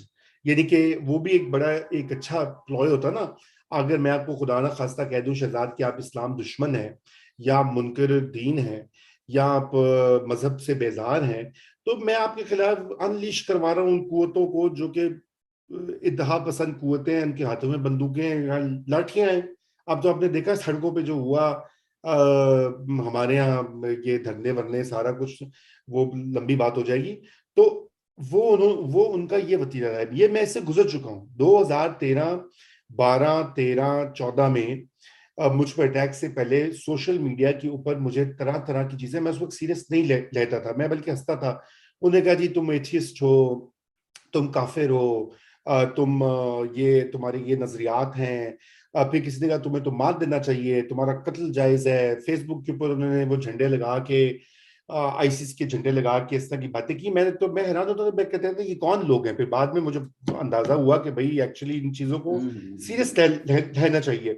तो ये जो है ना, ये दो, कुफ्र और मुहिब्बुल वतनी का जो ठेका है ना, सर्टिफिकेट बांटने की मशीन, ये बड़ी मशीनें आम हो गई हैं। मतलब कोई, मैं समझता हूँ सैकड़ों की तादाद में जो इंटर्न्स बैठे होते हैं ना, वो ठप्पा लगा रहे होते हैं, पेट्रियट, अनपेट्रियट, ट्रेटर, नॉन ट्रेटर। अच्छा, और ये और वो, अच्छा उन्होंने अब वो ये कहते हैं कि जी, वो पहले तो वो कहते हैं ना कि जी ये फंडेड है, लोग कहते हैं, पहले लोग कहते थे कि पीपल्स पार्टी ने, मसलन आप ये जरदारी की, ये जब नया दौर की आपने शुरू में बात की, तो मैंने इस पर वीडियो की थी शुरू शुरू में, यूट्यूब के ऊपर लगाई। तो वो मेरी एक दोस्त है, उनसे मेरी लड़ाई हो गई हुई है, कराची में होती है, बड़ी पुरानी हमारी हमारी दोस्ती थी, लेकिन इसकी वजह से लड़ाई हुई। उसने कहा कि वो जो कराची में बिजनेसमैन है, वो असल में जरदारी है, और तुम उसका नाम नहीं ले रहे, वो कि जरदारी फंड कर रहा है तुम्हें। मैंने कहा यार, जरदारी तो अपने मेरे ख्याल से बेटे को फंड ना करे तो मुझे वो क्या फंड करेगा। अच्छा, तो वो मतलब ये कि, तो मतलब उसने कहा कि जी वो तुमने जो है वो जरदारी है। अच्छा, बाद लोगों ने कहा कि ये मरियम का मीडिया सेल है। पीटीआई कहते हैं कि जी ये वो है, पता नहीं नवाज शरीफ, नहीं शहबाज शरीफ पैसे दे रहा है, वॉट एवर, इस तरह की रोज आते हैं। अच्छा, इन्होंने पूरे के पूरे थ्रेड्स किए कि चूंकि मैं अमेरिका में, बगैर ये बताए हुए कि मैं अमेरिका में क्यों हूं, ठीक है ना, अब ये बात है कि मैं उसका चर्चा नहीं करता हर वक्त, क्योंकि अब मैं खुद मूव ऑन कर चुका हूं जहनी तौर पर और अपनी जिंदगी के हवाले से, एंड आई वांट, मैं फॉरवर्ड लुकिंग इंसान हूं। अगर मैं 2014 में देखूंगा मुझ पे ये हो गया, मुझ पे वो हो गया, रोज मैं उसका रोना धोना मैंने किया काफी, उस जमाने में तो बहुत ज्यादा मैं ट्रॉमेटाइज था, तो कुछ महीने मैंने किया, फिर बाद में मैंने कहा ये क्या, मैं अपने आप को फसूदा जहन में डाल दूंगा, तो मुझे आगे बढ़ना है, मुझे अपनी जिंदगी को जीना है और अपने टर्म्स पे जीना है, तो मुझे क्यों मैं पीछे मुड़ के देखूंगा तो पत्थर को आ जाऊंगा। तो वो ये नहीं कहते कि मैं अमेरिका में क्यों, कहते हैं जी अमेरिका में बैठा है, सीआईए इसको फंड कर रही है, सीआईए के पैसों से फिर उन्होंने मेरी तस्वीरें निकाली ऑनलाइन, जो कि मैं पोस्ट करता हूँ इंस्टाग्राम पे या जो भी है। अब मुझे नहीं पता कि वो माशाल्लाह यूथ पार्टी जो है, और नहीं नहीं, ये यूथ पार्टी नहीं, यूथ पार्टी के जो हैं वो अंकल्स, पापा, पापा जोन्स, यूथ के पापा। पापा जोन्स, यूथ के पापा जोन्स जो है, तो वो निकाल के वो थ्रेड, उन्होंने कहा जी आप, अब मेरी जो बुक की लॉन्च थी 2015 में, मेरी एक किताब आई थी, वो मेरे लंबे, दिल्ली बाय हार्ट, नहीं नहीं, वो 13 में आई थी, वहीं से तो फटा, उन्होंने कहा दिल्ली बाय उसी पे तो इल्जाम लगे थे हाँ जी। ये तो इंडियन एजेंट है, रॉ रॉ का एजेंट है। अच्छा, ये किताब आई, इसका नाम था पाकिस्तान ट्रांजिशन टू डेमोक्रेसी, ये 5 साल जो दौर था पीपल्स पार्टी का, उसके ऊपर थी, 5 ईयर की हिस्ट्री। तो वो उसकी लॉन्च हुई अमेरिका में एक थिंक टैंक में, और वहां पर जो लोग बैठे हुए थे उन्होंने वो पिक्चर्स निकाली उस लॉन्च की, उन्होंने कहा देखो यहाँ बैठा हुआ है, ये सीआईए के लोगों के साथ मीटिंग कर रहा है। अब कैसे डफर और डम लोग हैं, लेकिन मसला ये है कि जो पढ़ने वाले हैं, देखने वाले हैं, वो तो ये जाके रिसर्च तो नहीं करेंगे ना, वो तो ये देखेंगे, वो कहेंगे अच्छा ये तो फंडेड है सीआईए, ये तो फॉरेन फंडेड और ट्रेटर है। तो बात ये कि यहाँ पे मसला, कभी कभी तो मैं वैसे सोचता हूँ, कभी कभी तो मेरा दिल चाहता है कि ये छोड़ें, मुझे अब यहाँ पर मेरी टीचिंग जॉब है, मैं यहाँ पे बहुत कुछ और कर सकता हूँ, मुझे किताबें, अपनी प्रोजेक्ट अधूरे पड़े, मैं ये क्यों इस मुसीबत खाने में अपने आप को डाल लिया है, कभी ये सोचता हूँ, बस डिवाइडेड हूं। तो ये जो कल्चर है ऑनलाइन अब्यूज का, मैं बुनियादी तौर पे उससे खवातीन महफूज नहीं। आप देखिए खवातीन जर्नलिस्ट के ऊपर कैसी कैसी अटैक्स आते हैं। अच्छा, आप महफूज नहीं, मैंने आपके साथ देखा है, जो आपके साथ माशाल्लाह अच्छी आपकी वो क्या मैं मुझे कहूँ, तो समझ नहीं आती मैं कि अल्फाज ढूंढ रहा हूँ डिसेंट किस्म के, ताकि ताकि मुझे बीप ना करना कि पड़े तुम्हें। उस्मान बुजदार की सोशल मीडिया टीम हेड मेरे पे थ्रेड बना रहे हैं, तो उससे जी आपको अंदाजा हो जी सकता जी है कि वो जी। कितने फारिग हैं कि भाई तू उस्मान बुजदार की थोड़ी पीआर कर ले। तू हाँ, जिससे तो पैसे लेता है उसकी सोशल मीडिया देख के तेरे पास इतना टाइम है कि तू मुझ पे बिल्कुल। फोकस कर रहा है। And sir I don't know if you also experience, आपने क्योंकि दोस्त का जिक्र किया, मैंने भी सोचा पर्सनल शेयर कर दूं। I was talking to a friend and पता नहीं उस दिन बहुत ही गालियां पड़ी थी मुझे भी, एंड आई नो हम कहते हैं कि फर्क नहीं पड़ता, पर फर्क तो पड़ता है। मैं दोस्त के साथ था, और उसने सिर्फ इतनी सी बात की कि do you think you are maybe being paranoid और ये सब, कि मिलकर कोई सोशल मीडिया ट्रोल्स नहीं करते। और मैं बस रोना शुरू हो गया, बिकॉज जिसके साथ हो रहा होता है उसको नजर आ रहा होता है कि यार सेम बात 60 अकाउंट से सेम टाइम पे हो रही है, जाहिर बात है टारगेटेड है भाई। वो जो डेप्यूटी चीफ सोशल मीडिया हैं, जो हेड सोशल मीडिया हैं, वहां से थ्रेड्स आ रहे हैं। एक दफा सिंथिया डी रिची ने मेरी फुलब्राइट की तस्वीर लेकर, जो मैं पब्लिक मेरे बायो में लिखा हुआ है फुलब्राइट स्कॉलर, उस पे यूएस का झंडा लगा हुआ था, ये देखो यूएस फंडेड, लाइक हाँ इट्स सो ब्लेटेंट। एंड बिल्कुल। Then it's you tell people and there like नहीं, I think you are being paranoid, state क्यों करेगा। देखिए जी, उसने तो, जिसका आपने नाम लिया, उसने तो मुझे लीगल नोटिस भेजा यहाँ पे जहां मैं पढ़ाता हूँ। उसने वहां पर मेल किया, उनको टैग कर करके। वही जो टैक्टिक्स है ना इनके, वो लीगल नोटिस दिया कि जी सीज एंड डिजिस्ट। और वो क्या पता नहीं कोई हेडलाइन थी। पहले एक फड्डा ये हुआ कि जनवरी 2019 या 19 में, एक 31 दिसंबर को, बल्कि यासिर लतीफ हमदानी ने एक आर्टिकल लिखा, उसमें उसने कहा कि सिंथिया जो है वो ISPR ने उसको हायर किया हुआ है। अच्छा, वो उसका भाई व्यू है, कॉपर्ड है। तो उसने कहा कि जी मेरी जो डेफेमेशन हो रही है, उसने मुझे कहा कि फक ऑफ, इस तरह की बातें। सॉरी मैं इस तरह की जबान इस्तेमाल कर नहीं रहा नहीं हूँ नहीं, हम एग्जैक्टली अल्फाज हमारे यहाँ तो से। खुला है। खुला है। उसने कहा कि मैं तुम्हें देख लूंगी, ये तुम्हें छोड़ूंगी नहीं, ये नहीं, वो नहीं, फलाना नहीं, धमाका नहीं। फिर उसके बाद उसने मुझे ये किया। और ऐसे ऐसे मुझ पे वो जो एक रखा हुआ है उन्होंने, एक और बेल्जियन ढंगोसला, उसको मेरे पीछे लगाया मैं बहुत जलील हुआ हूँ कि तुम उसकी ट्रेटर वजह हो। से। अच्छा, अब एक तीसरी, वो कोई कश्मीर के ऊपर एक गोरी जो है ना, वो उसको भर्ती किया हुआ है। वो उसने उस दिन इजाज हैदर को मैंने इंटरव्यू किया। हालांकि इजाज हैदर बिल्कुल, आपको पता है कि वो तो मुहिबुल वतन लाइन रहते हैं। तो उसने कहा कि, उसने नीचे कहा कि this channel is spewing venom against Imran Khan and Kashmir और ये वो। फिर उसने बाद में जाके देखा कि ऐसा वेनम नहीं, उसे डिलीट कर दी ट्वीट। तो ऐसे ऐसे उन्होंने लोग छोड़े हुए हैं कि मैं आपको क्या क्या बताऊं कि इंसान हैरान रह जाता है, दंग रह जाता है कि what the hell is going on. और ये इसलिए, ये जो चीजें हैं, ये इनको सीरियस लेना चाहिए, इनको इग्नोर नहीं करना चाहिए, क्योंकि मैं तो इससे गुजर चुका हूं। और मैं समझता हूं कि हमें जो है इस चीज का हमेशा ख्याल रखना चाहिए कि ये जो यहाँ पे बहुत से पागल लोग मौजूद हैं, बहुत से दीवाने, अनहिंज्ड, अनबैलेंस्ड लोग मौजूद हैं, जो कुछ भी कर सकते हैं। खुसूसन इस तरह के इल्जाम जो मजहब और आपकी मुहिबुल वतनी के हवाले से लगते हैं। अव्वल तो ये है कि पाकिस्तान तो अब ऐसी जगह बन गई है कि आपको हर वक्त जो है ना साबित करना पड़ता है कि आप बड़े बड़े पेट्रियोटिक हैं। ठीक है ना? मतलब कमाल की बात है। बाय द वेरी फैक्ट कि मैं पाकिस्तानी नेशनल हूँ, मैं पाकिस्तान में पैदा हुआ, मेरी परवरिश वहां वहां की हुई है, तो मुझे क्या साबित करने की जरूरत है भाई? मेरा वजूद खुद एक सबूत है। लेकिन वो आपने एक लाइन लेनी है ना, आपने लाइन लेनी है, ठीक है ना? या ये वाली, या आपने इमरान खान को मसीहा करार देना है, और जो लाइन ऑफ द डे है वो नहीं ली, इधर से उधर हो गए, तो बस ट्रेटर। जिस तरह आपने भी जिक्र किया, आपको जरूरत तो नहीं है। अगर आप, लोग जिस तरह कहते हैं असाइलम के लिए कर रहे हैं भाई, तो वो अच्छी जिंदगी गुजार रहे हैं, वहां रह रहे हैं, देखें कहाँ जी पढ़ा रहे हैं, उनको क्या जरूरत है ये सब करने की। हाँ, नहीं देखिए, मैंने तो खैर असाइलम भी नहीं लिया। मैं आपको ये बता दूं, मैं आया था बिल्कुल, मुझे बहुत से लोगों ने कहा, मेरे कुछ वकील यहाँ पे दोस्त हैं, उन्होंने कहा कि हम आप पे पिटिशन लिखेंगे वगैरह वगैरह। मुझे ये हमेशा था कि मैं वापस नहीं जा सकूंगा, और मैं अपने आप को डीलिंग करना ही नहीं चाहता पाकिस्तान से, कि मैं क्यों करूं। मेरा हमेशा से इरादा, मेरा अब भी मैं ये दिन में 2 बार सोचता हूँ, अच्छा कब जाऊंगा, कैसे प्लान करूं अगले आने वाले साल में। तो मैंने तो एक और वीजा लिया था, वो EB-1 होता है, एम्प्लॉयमेंट बेस्ड इमिग्रेशन होती है। और उसका नाम होता है, आपको एक्स्ट्रा ऑर्डिनरी एबिलिटी पे आपको वीजा मिलता है। अब सुनने वाले जल के मर जाएं, अच्छी बात है। मेरी भी अब जिंदगी में यही फिलॉसफी, को बुराई करता है आमला जलते रहो। और आपने जिस तरह एजाज हैदर का जिक्र किया, मैंने नदीम हक को बुलाया था। हाँ नदीम हक के फॉलोअर्स ने उनको गालियां दी, मेरे हाँ, फॉलोअर्स ने मुझे गालियां दी। ऐसा ही। बट माई आइडिया है इसके भाई, जब अब तक आप रीच अक्रॉस द आयल करेंगे नहीं, ठीक है एजाज हैदर हाँ बहुत स्टूपिड बातें करते हैं, बहुत बूमर अंकल हैं, जिस टीवी चैनल के चले वो छोड़ देते हैं कंजेक्चर की बातें। बट एक फॉलोइंग तो है ना उनसे, कोई बात। फरहान विर्क आ चुका है इस पॉडकास्ट पे, मतलब अब इससे लोग अंदाजा लगा लें कि अक्रॉस द आयल। आपसे जो मैं अनपैक करना चाह रहा हूँ एक चीज, एंटी स्टेट का जो आइडिया है, I've been thinking a lot about it कि जी जी एंटी स्टेट, सवाल मेरा ये है कि एक सिटीजन को प्रो स्टेट क्यों होना चाहिए?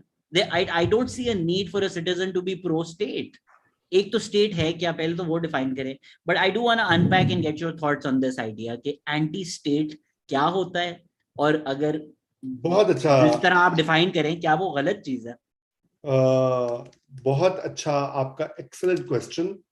और मैं आपको लंबा जवाब दूंगा, इसलिए पहले से मैंने कहा सीट बेल्ट बांध लो और फिर ये ना कहना कि बोर कर दिया आपने। देखिए, ये जो है ना, ये प्रो स्टेट एंटी स्टेट, ये नौ आबादियाती दौर की, अंग्रेज की दौर की एक बाकियात है। सेडिशन का कानून जो है ये अंग्रेजों ने बनाया था, क्योंकि वो एक गैर मुल्की फोर्स थे जो उन्होंने आके यहाँ पे कब्जा किया। ईस्ट इंडिया कंपनी आई, पहले लूट मार की, अपनी दुनिया की इस वक्त सबसे बड़ी आर्मी बन गई। 18th सेंचुरी 19th सेंचुरीज में सबसे बड़ी आर्मी ईस्ट इंडिया कंपनी थी, जो कि एक मुल्क नहीं था बल्कि एक ब्रिटिश कंपनी थी जो जाके महकूम करती थी, लोगों को ट्रेड करती थी। अब मसला यह था कि यहाँ पे रेजिस्टेंस था, यहाँ पे उनको फाइट भी मिली, कोलैबोरेटर्स भी थे, मीर जाफर मीर सादिक भी थे, लेकिन दुल्ला भट्टी और जो बहुत सारे लोगों ने अंग्रेजों को रेजिस्ट भी किया। तो उन्होंने ये कवानीन बनाए और इनको वो वजूद में लेकर आए ताकि यहाँ के लोगों को वो ये बावर करा सके कि आपको प्रो ब्रिटिश कॉलोनियल स्टेट होना पड़ेगा, अगर नहीं है तो आपको सजा जो है वो मिलेगी। अच्छा, ये कोई नई बातें नहीं है। अब देखिए, ये जमाना कदीम से इस तरह होता है, रोमन एम्पायर में भी होता था, वो भी जाके जहां जहां एम्पायर होती थी ना, वो कब्जा करते थे और फिर वो ऐसे कवानीन बनाते थे ताकि लोग महकूम हो जाएं, ताकि लोग जो हैं वो गुलाम बन के रहें। बात आपने बिल्कुल कही है कि एक सिटीजन का कोई ये तुक ही नहीं है कि वो प्रो हो या एंटी हो, भाई उसका एक रिश्ता है स्टेट के साथ। स्टेट उसकी ख्याल करेगी, वो ख्याल करेगा, स्टेट नहीं ख्याल करेगा, वो गुस्सा करेगा, नाराज होगा, ठीक है ना। लेकिन ये कॉलोनियल एक प्रोडक्ट है और यही वजह है कि ये हमने वही कवानीन, हमारा पूरा ढांचा वो है। मैं मुख्तसर कर रहा हूं कहानी को। तो हमने 1947 में पूरा जो ब्रिटिश एडमिनिस्ट्रेटिव स्ट्रक्चर था, ये हमारी जो सिविल सर्विस है, हमारी जो फौज है, हमारा जो पूरा सिस्टम ऑफ गवर्नेंस है, हमारे रूल्स ऑफ बिजनेस, सारे कवानीन, criminal law, civil law, revenue law, चूंकि मैं तो सिविल सर्वेंट हूं, सब इन चीजों में ट्रेन हुआ था, मुझे भी यही सिखाया जाता था कि आपने लोगों को कस के रखना है। हमें राइडिंग सिखाई जाती थी सिविल सर्विस अकेडमी में, और कहते थे कि आपने डिस्ट्रिक्ट को ऐसे ट्रीट करना जैसे घोड़े को कंट्रोल कर रहे हैं, ठीक है ना। अब बात ये कि ये बड़ी अजीबो गरीब बात, उस वक्त तो मैं यंग था, 23 मेरी उम्र थी, तो उस वक्त तो मजा भी आता था घोड़े पे बैठ के, पावर शावर का नशा होता था कि जाके करेंगे। लेकिन कभी कभी ये ख्याल आता था, क्योंकि और चीजें भी पड़ी थी, मैं तो बाहर से तालीम याफ्ता भी था, तो मैं कहता था कि ये पब्लिक सर्विस होता है, तो सर्विस का कल्चर तो घोड़े की चाबुक मारना तो नहीं है ना, पब्लिक का सर्विस तो कुछ और है। लेकिन वो सोच इनकलकेट की जाती है तो लोगों को दबा के रखने का। इससे आप देखें पुलिस वाले जो होते हैं वो क्या सलूक करते हैं, सिर्फ पाकिस्तान में नहीं, इंडिया में भी, बांग्लादेश में भी। ये 1861 का पुलिस का कानून है जो इन तीनों मुल्कों में लागू है। उसमें सारी खुराफात इस तरह की बकी हुई है कि डाली हुई है कि आप घर से निकले, आपने ये कर दिया, पब्लिक डिस्प्ले ऑफ अफेक्शन कर दिया तो आप पकड़े गए, आपने ये कर दिया तो वो कर दिया। सिडिशन का लॉ जो है वो भी यही बाकी आता है, इसी वजह से इंडिया में यूज हो रहा है, बांग्लादेश में यूज हो रहा है, जहां जहां कॉलोनीज रही हैं। ये असल में हमें इसे अंडू करने की जरूरत है। ये एक फरसूदा और, लेकिन ये हमारी जो रूलिंग क्लासेस हैं उनके लिए एक अच्छा हथियार है। भुट्टो साहब जब थे अपने पीक पर, तो उन्होंने भी ऑपोजिशन जो थी उस वक्त की, उसके खिलाफ जो नैप, नेशनल अवामी पार्टी थी, उसके लीडर्स के खिलाफ एंटी स्टेट होने का मुकदमा चलाया, पूरा एक रेफरेंस डाला सुप्रीम कोर्ट में। वो लोग ट्रायल में गए, ज़ियाउल हक आए, उन्होंने उनको छोड़ दिया, लेकिन उन्होंने और लोगों को एंटी स्टेट बना दिया, ठीक है, गद्दार बना दिया। आज तक वो जारी है। ये अशराफिया को एक बड़ा अच्छा देती है कि शहजाद को काबू करने का तरीका ये है कि इसे कहो कि अगर तुमने ये ना काम किया तो तुम्हें गद्दार बना के कोड़े लगाएंगे या फांसी दे देंगे या जेल में डाल देंगे। तो ये एक टोटली आउटडेटेड बकवास है, इसके ऊपर बात नहीं होती। बात इसलिए नहीं होती कि हमारे यहाँ तो इश्यूज जो है वो ये हैं, हमारे यहाँ तो इश्यूज ये ना कि इस उस्मान बुजदार का प्रोटोकॉल क्यों इतना लंबा था, या नवाज शरीफ जो है वो लंदन में आइसक्रीम क्यों खा रहा है, वो तो बीमार है, या मरियम ने हाथ में ऐसा मग्गा क्यों पकड़ा हुआ है, जो इसका मतलब है इसके अंदर क्या है। ठीक है ना, आप ये देखें ना, लोगों की डिबेट्स देखिए, अजीबोगरीब किस्म की कंस्पिरेसी थ्योरीज की और सारी सोच को, इसी वजह से hence the idea to have alternative spaces where we can talk about these issues, like your platform, like Naya Daur, like there are many others, लंबी लिस्ट है, तो फिर कभी नाम भी गिनवा लेंगे। तो वो लोगों को शऊर नहीं जब तक आप देंगे, देखिए ना, टेक्स्ट बुक्स में नहीं आप पढ़ाते, आप कॉलेज यूनिवर्सिटी का क्या काम होता है कि आपके दिमाग को खोले। यहाँ पे मैं पढ़ाता हूँ स्टूडेंट्स को, अंडर ग्रेजुएट और ग्रेजुएट, ठीक है, उनको सवाल करने की इजाजत है, वो मुझ पे भी मुझे क्वेश्चन करते, कहते तुम गलत कह रहे हो, और मैं उनकी बात से फिर इंगेज करता हूँ, मैं उनकी बात सुनता हूँ, हम एक मकालमा करते हैं, मकालमे से कुछ चीज निकालते हैं, और आप उनको हर तरह की तनकीदी बात, मैं अमेरिका पे बहुत तनकीद करता हूँ, यहाँ पे अपनी क्लासों में मैं कहता हूँ कि अमेरिका का हेल्थ निज़ाम, पॉलिटिकल करप्शन, ये वो, करप्शन का एक कोर्स पढ़ाता हूँ, उसमें मैं अमेरिकी करप्शन की सबसे ज्यादा केस स्टडीज करता हूँ। मुझे किसी डीन ने या मेरे किसी कॉलीग ने ये नहीं कहा कि तुम अमेरिका के खिलाफ हो, तुम तो यहाँ रह रहे हो, जो है इमिग्रेंट हो, और तुम क्यों खिलाफ बात कर, बिल्कुल भी नहीं है, एक एकेडमिक स्पेस है, हमारे यहाँ वो कल्चर ही नहीं है। तो ये जब तक हम उसको उसके ऊपर डिबेट नहीं करेंगे, बात नहीं करेंगे, शऊर नहीं देंगे लोगों को, उस वक्त तक ये इसी गद्दारी गद्दारी की बकवास में फंसे रहेंगे। इस पे मेरा एक थोड़ा मुश्किल सवाल है, तल्ख सवाल ये है, ये जो डीप इनसिक्योरिटी है, एंड आपने बिल्कुल ठीक कहा कि स्टेट या एंटी रिलीजन जब कहते हैं जी जर्नलिस्ट सेफ नहीं है, इट्स नॉट कि जी इमरान खान रात में आके हमें गोली मार देगा, बट अगर सारी सोशल मीडिया टीम्स सारा दिन यही बोलते रहेंगे, I mean these are people who say Pakistan safe for everybody, Pakistan safe for minorities, फिर प्राइम मिनिस्टर का अपना प्रिंसिपल सेक्रेटरी हो या आर्मी चीफ भी हो, उनको मजहब की बेसिस पे इल्जाम लग जाए, तो उनको भी खौफ आता है। यहाँ पे फिर ये कहते हैं आम सिटीजन सेफ हैं, बट सवाल मेरा ये है कि जो डीप इनसिक्योरिटी है, ये जो क्रचेस लेने पड़ते हैं, एंटी स्टेट के इल्जाम हो अपनी ऑपोजिशन के अगेंस्ट या एंटी रिलीजन के हो, does it partially come from the fact that a lot of our leaders have not had a constituency? और ये आपने भी बात की थी कि लियाकत अली खान का ऑब्जेक्टिव रेजोल्यूशन लाने का या अपने आप को साबित करने का एक मकसद ये भी था कि जिस रीजन के वो प्राइम मिनिस्टर थे उधर उनकी कोई कंस्टिट्यूएंसी नहीं थी, तो उनका लियाकत अली खान का अपना पॉपुलर सपोर्ट नहीं था। And if we look at maybe few exceptions like Zulfikar Ali Bhutto, we've had leadership without popular support, without constituencies, which is why उनको ये मुहिब्बुल वतनी और मजहब का सहारा लेना पड़ता है। तो ये कितने बड़े फैक्टर्स हैं? जी, आपने अपने सवाल का तकरीबन जवाब भी खुद ही दे दिया शहजाद, तो मेरे लिए गुंजाइश नहीं छोड़ी तुमने।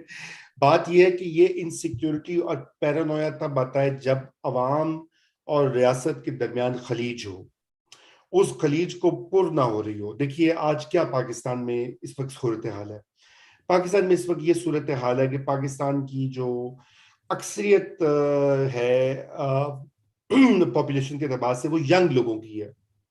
यंग लोगों में आधे जो हैं वो बिल्कुल इलिटरेट हैं, नाख्वाना हैं। उनके लिए सबसे जिंदगी की बड़ी जो मेराज है तरक्की की, वो ये कि उनको ओमान, दुबई, कतर का वीजा मिल जाए और वो एक मैनुअल लेबरर के तौर पर वहां से 50-60 हजार रुपए कमा के घर भेज सके।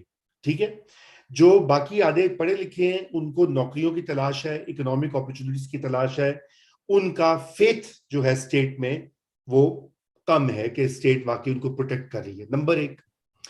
नंबर दो, पाकिस्तान में बसने वाली बहुत सी कौमियतें जो हैं वो भी खफा हैं रियासत से।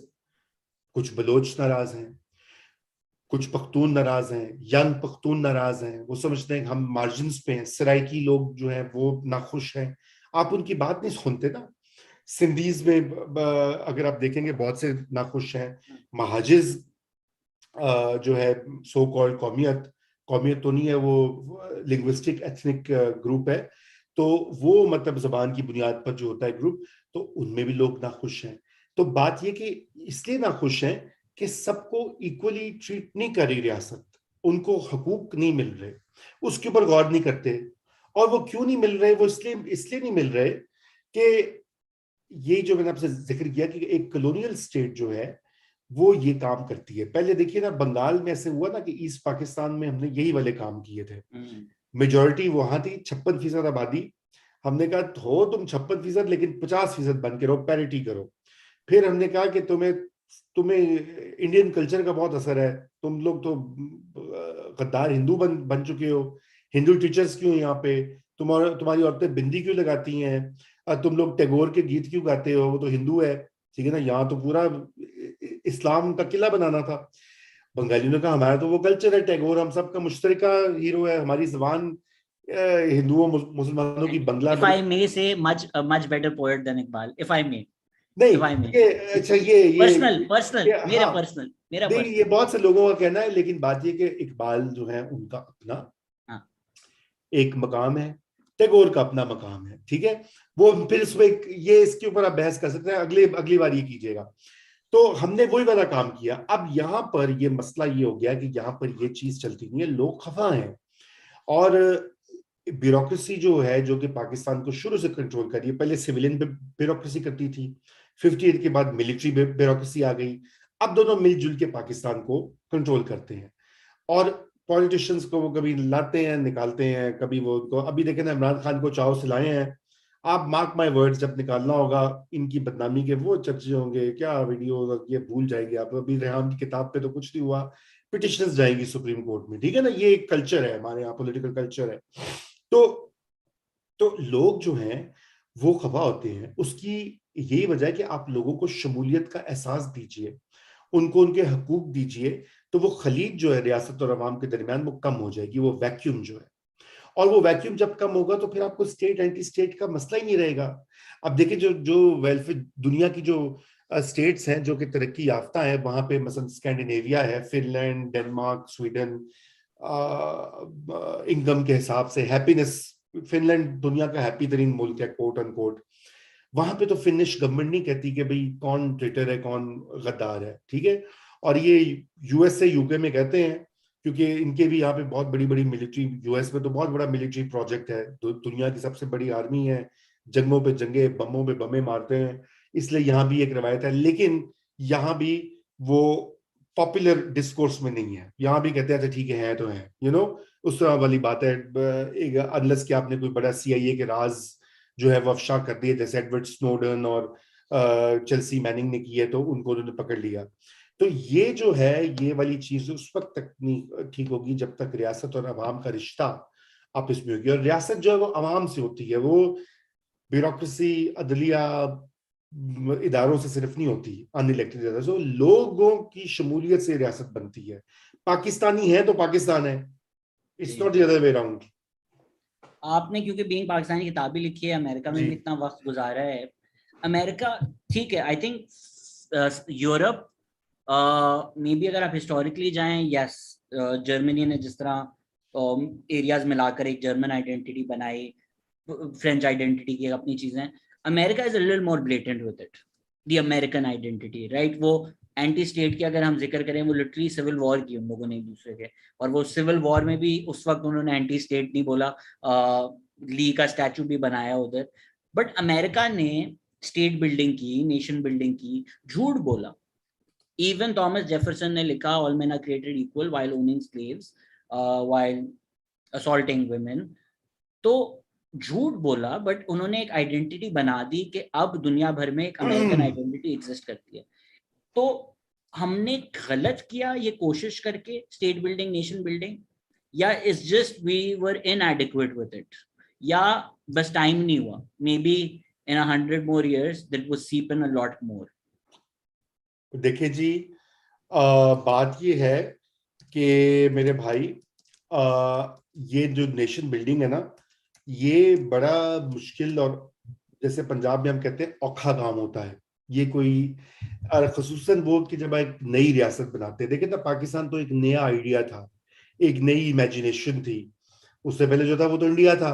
अब फिर हमने कहा कि जी हम स्टेट वो बनाएंगे, हम पाकिस्तानी क्या है जो इंडियन नहीं है, ठीक है। तो अब बड़ा मसला, आज तक वो मसला चल रहा है कि क्या कवाली जो है वो, मतलब पाकिस्तान के जब शुरू में 10 साल थे ना, तो ये डिबेट होती थी कि कवाली, चूंकि वो अमीर खुसरो ने उसको इन्वेंट किया था, वो दिल्ली में दफन है, उसमें हिंदी के लफ्ज होते हैं, तो कवाली कितनी इंडियन है, कितनी पाकिस्तानी है, क्लासिकल म्यूजिक इंडियन है कि पाकिस्तानी है, लंबे लंबे मकाले, बहसें, तकारीर होती थी। तो बात यह कि स्टेट बिल्डिंग जो होती है वो भी, उसमें हमने बड़ी गलत एक चीज हमने की। हमारा ये ख्याल था कि हमने, चूंकि हम एक मुस्लिम मेजोरिटी मुल्क है, हम इस्लाम के नाम पे मुल्क बनाया है, तो मजहब की बुनियाद पे हम स्टेट को बिल्ड कर देंगे और कामयाब हो जाएगा। मजहब सिर्फ एक अहम अंसर है डेली लाइफ्स का, पर्सनल लाइफ्स का। आप उसकी वैल्यू को अंडरमाइन नहीं कर सकते, बिल्कुल अहम है, लेकिन सिर्फ मजहब से नहीं होता, ठीक है ना। और उसका सबसे बड़ा जो एग्जाम्पल है वो बांग्लादेश का बनना है, और ईस्ट पाकिस्तान का हमसे अलग होना है, क्योंकि वो भी मुसलमान है और बड़े कट्टर मुसलमान होते हैं। पता नहीं आपका कितना वास्ता पड़ा है बांग्लादेशियों से या बंगाली मुसलमानों से। वो बड़े 5 वक्त के नमाजी, परहेजी और डेडिकेटेड मुस्लिम्स जिसे कहते हैं ना, कहीं ज्यादा कुछ पाकिस्तान के कुछ हिस्सों में तो प्रैक्टिसिंग इतने नहीं होते मुस्लिम्स, लेकिन वहां पे तो बहुत आपको दिखाई देगा। तो इसका मतलब है कि सिर्फ मजहब की बुनियाद पे स्टेट बिल्डिंग नहीं हो सकती। स्टेट बिल्डिंग जो होती है उसके लिए 5 से 7 चीजें चाहिए होती हैं। एक तो आपको ऑब्वियसली ये चाहिए होती है कि आपने जो जो मुख्तलिफ कौमियतें हैं, मुख्तलिफ ज़बानें, तहजीबें हैं, आपने उन सबको एक मुकम्मल बराबर जगह दी है। ठीक है ना। हमने पहले उर्दू बंगला का झगड़ा खड़ा कर दिया। उर्दू जुबान होगी, वो उन्होंने कहा हम तो मेजोरिटी हैं, हमारी जुबान तो तुमसे कहीं बेहतर है, कहीं पुरानी है। अच्छा, एक तो वो होता है कि आपने डाइवर्सिटी को कैसे इंक्लूड किया है। जो सक्सेस है इंडिया, यूएस की किसी हद तक, यूएस में भी ब्लैक्स को वैसे नहीं शुरू में उन्होंने स्टेट में शामिल किया, जो अफ्रीकन अमेरिकन हैं, लेकिन वो उन्होंने ये किया कि उन्होंने जो पोलिश आ गया इमिग्रेंट, जो कहीं और से आ गया, यूरोपियन आ गया, जर्मन आ गया, उनको उन्होंने कहा भाई तुम्हारा भी इतना ही मुल्क है जितना हमारा है। अच्छा, दूसरी चीज जो होती है वो होती है इदारे, जो कि यकसा तरीके से शहरियों को ट्रीट करें, खवास और अवाम का फर्क ना करें। यहाँ आज तक पाकिस्तान में 5 ईयर्स होने को हैं, अमीर आदमी है तो आप छुप जाएंगे। वो कौन सा लड़का था कराची में, वो जो जिसने एक्सीडेंट किया, सुमरो, शाहरुख जतोई। हाँ हाँ, शाहरुख, शाहरुख या के मार दिया, छुट छुट गया, निकल गया। वो एक और वो जो लड़की है खदीजा, जिसको के उसके जो है, शाह मुराद आई थिंक नाम है लड़की हाँ, का। शाह नामुराद ने 18 उसको चाकू से वार किए। 18, सोचो, दैट्स फेटल अटैक। और उसको साल भी नहीं रहा, उसको रिमिशन दे दी। ये रिमिशन क्या बना होती है, फिर बाकी गरीब लोग जो उनको भी दे दो। एंड हर हाउस, खतीजा's house got shot at. She showed a Khadija bullet hole. House, जी मैं जी। उस लड़की की दाद देता हूं, वो कितनी बहादुर है, उसके बावजूद 18 पता नहीं कितने उसने वार किए उसकी बॉडी के ऊपर। It's unbelievable. और अभी ये जो नूर का केस है, अब आप देख ही लें कि फिंगर्स क्रॉस्ड, अल्लाह करे कि इंसाफ हो, लेकिन जो यहाँ की हालात नहीं होता। तो जब आपने इक्वालिटी बिफोर द लॉ है ही नहीं शहरियों के लिए, मुख्तलिफ लोगों के लिए मुख्तलिफ कवानीन है, मुख्तलिफ अमीर हैं, गरीब हैं, वेल कनेक्टेड हैं, पावा जिसे कहते हैं ना, पावा है, एक पावे वाला शहरी, एक बगैर पावे वाला शहरी है, एक लिफाफे वाला शहरी, एक बगैर लिफाफे वाला शहरी है। तो आपकी स्टेट बिल्डिंग कैसे हो, उसमें भी लोग शमूलियत ही नहीं करेंगे। तीसरी चीज जो स्टेट बिल्डिंग के लिए अहम है, वो है लोगों की जो राय, लोगों की राय, लोगों की शमूलियत, लोगों की पार्टिसिपेशन से हुकूमत हो।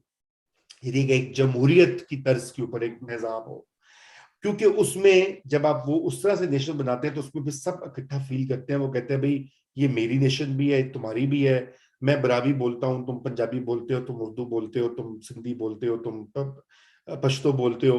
तो आप उनको एक जमहूरी सिस्टम में लेकर आए, वो एक जरूरी चीज होती है। वो भी हमने नहीं किया। आपने माशाल्लाह देखा, आधी तो हमारी तारीख जो है वो ब्रूटल डिक्टेटरशिप्स में गुजरी है, ठीक है ना।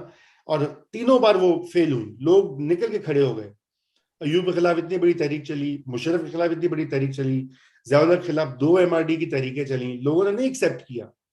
अच्छा, चौथी चीज ये होती है कि फेडरल निजाम। अमेरिका में फेडरलिज्म है, स्टेट्स जो है वो खुद शामिल हुई एक नेशन में, उस नेशन प्रोजेक्ट में, और उन्होंने कहा भी आप हमारे ये हक होंगे, हकूक होंगे।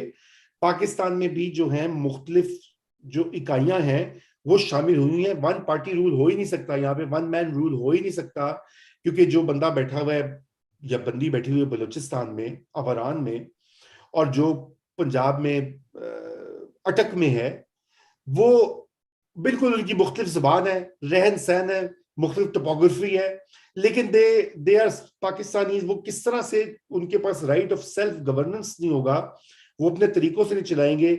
आज भी छोटे सूबों का मसला क्या है, बलूचिस्तान, सिंध और केपी हर वक्त कंप्लेन करते हैं, कहते हैं जी हमारे हकूक नहीं मिल रहे, ये नहीं हो रहा, वो नहीं हो रहा। 18 अमेंडमेंट की हमने अच्छी बात है, लेकिन अभी हर वक्त 18 अमेंडमेंट के खिलाफ एक नैरेटिव बन रहा है, तो वो भी हमने डिनाई किया। बांग्लादेश का बनना भी इसी वजह से हुआ कि हमने, जब बंगाली एक प्राइम मिनिस्टर इलेक्ट हो गया, शेख मुजीब, हमने कहा हम तो तुम्हें पावर नहीं देंगे, क्योंकि तुम तो ट्रेटर हो तुम तो गद्दार हो, तुम तो एंटी पाकिस्तान हो, तुम तो, हालांकि वो मोहतरमा फातिमा जिन्ना की कैंपेन में 1964-65 में पोलिंग एजेंट था, वो तहरीक एंटी पाकिस्तान फातिमा जिन्ना, एंटी स्टेट और फातिमा एंटी जिन्ना। फातिमा, और पाकिस्तान की मूवमेंट में पाकिस्तान का झंडा लेके शेख मुजीब जो है वो पाकिस्तान मूवमेंट का वर्कर रहा है। आप सोचें, व्हाट एन आयरनी, अभी व्हाट अ डिजास्टर। तो ये चार चीजें मैंने आपको गिनवाई। पांचवी चीज जो है, और मैं उसके बाद और भी बड़ी चीजें होती हैं, पांचवी चीज जो स्टेट बिल्डिंग के लिए है, क्योंकि कोई भी रियासत जो होती है वो माशी उसकी बुनियादें होती हैं, वो खला में तो नहीं हो जाती ना। जबान, कल्चर बहुत अच्छी बात है, इकबाल का कलाम हो, टैगोर का कलाम हो, सूफियाना कलाम हो, आपदा परवीन की आवाज हो, उससे पेट नहीं भरते, रोजगार नहीं मिलते, घर नहीं बनते, सड़कें नहीं बनती, स्कूल नहीं बनते। तो आपको उसकी माशी बेसिस करनी चाहिए। दौलत का एक ऐसा माशी निज़ाम चाहिए होता है जहाँ पे वसाइल जो है वो तकसीम हो रहे हो बराबर से, माशी तरक्की के सारे सम्राट हर एक को मिल रहे हैं। पाकिस्तान में आपको पता है कि जब अयूब खान के जमाने में तरक्की हुई, और महबूब उल हक उस वक्त जो थे, उन्होंने 22 फैमिलीज का जिक्र किया प्रेस कॉन्फ्रेंस में। उन्होंने कहा जी 22 फैमिली कंट्रोल कर रही है पाकिस्तान को। आप खुद सोचें कि 22 खानदान जो है आज भी पाकिस्तान में। अभी पाइड ने, नदीम उल हक ने एक स्टडी की है कि स्टॉक एक्सचेंज जो है कराची की, उसको मुट्ठी भर खानदान कंट्रोल करते हैं, पूरे का पूरा स्टॉक मार्केट। और यही आप तो है पाकिस्तान, कहीं हाँ, पापा कहीं डैडी।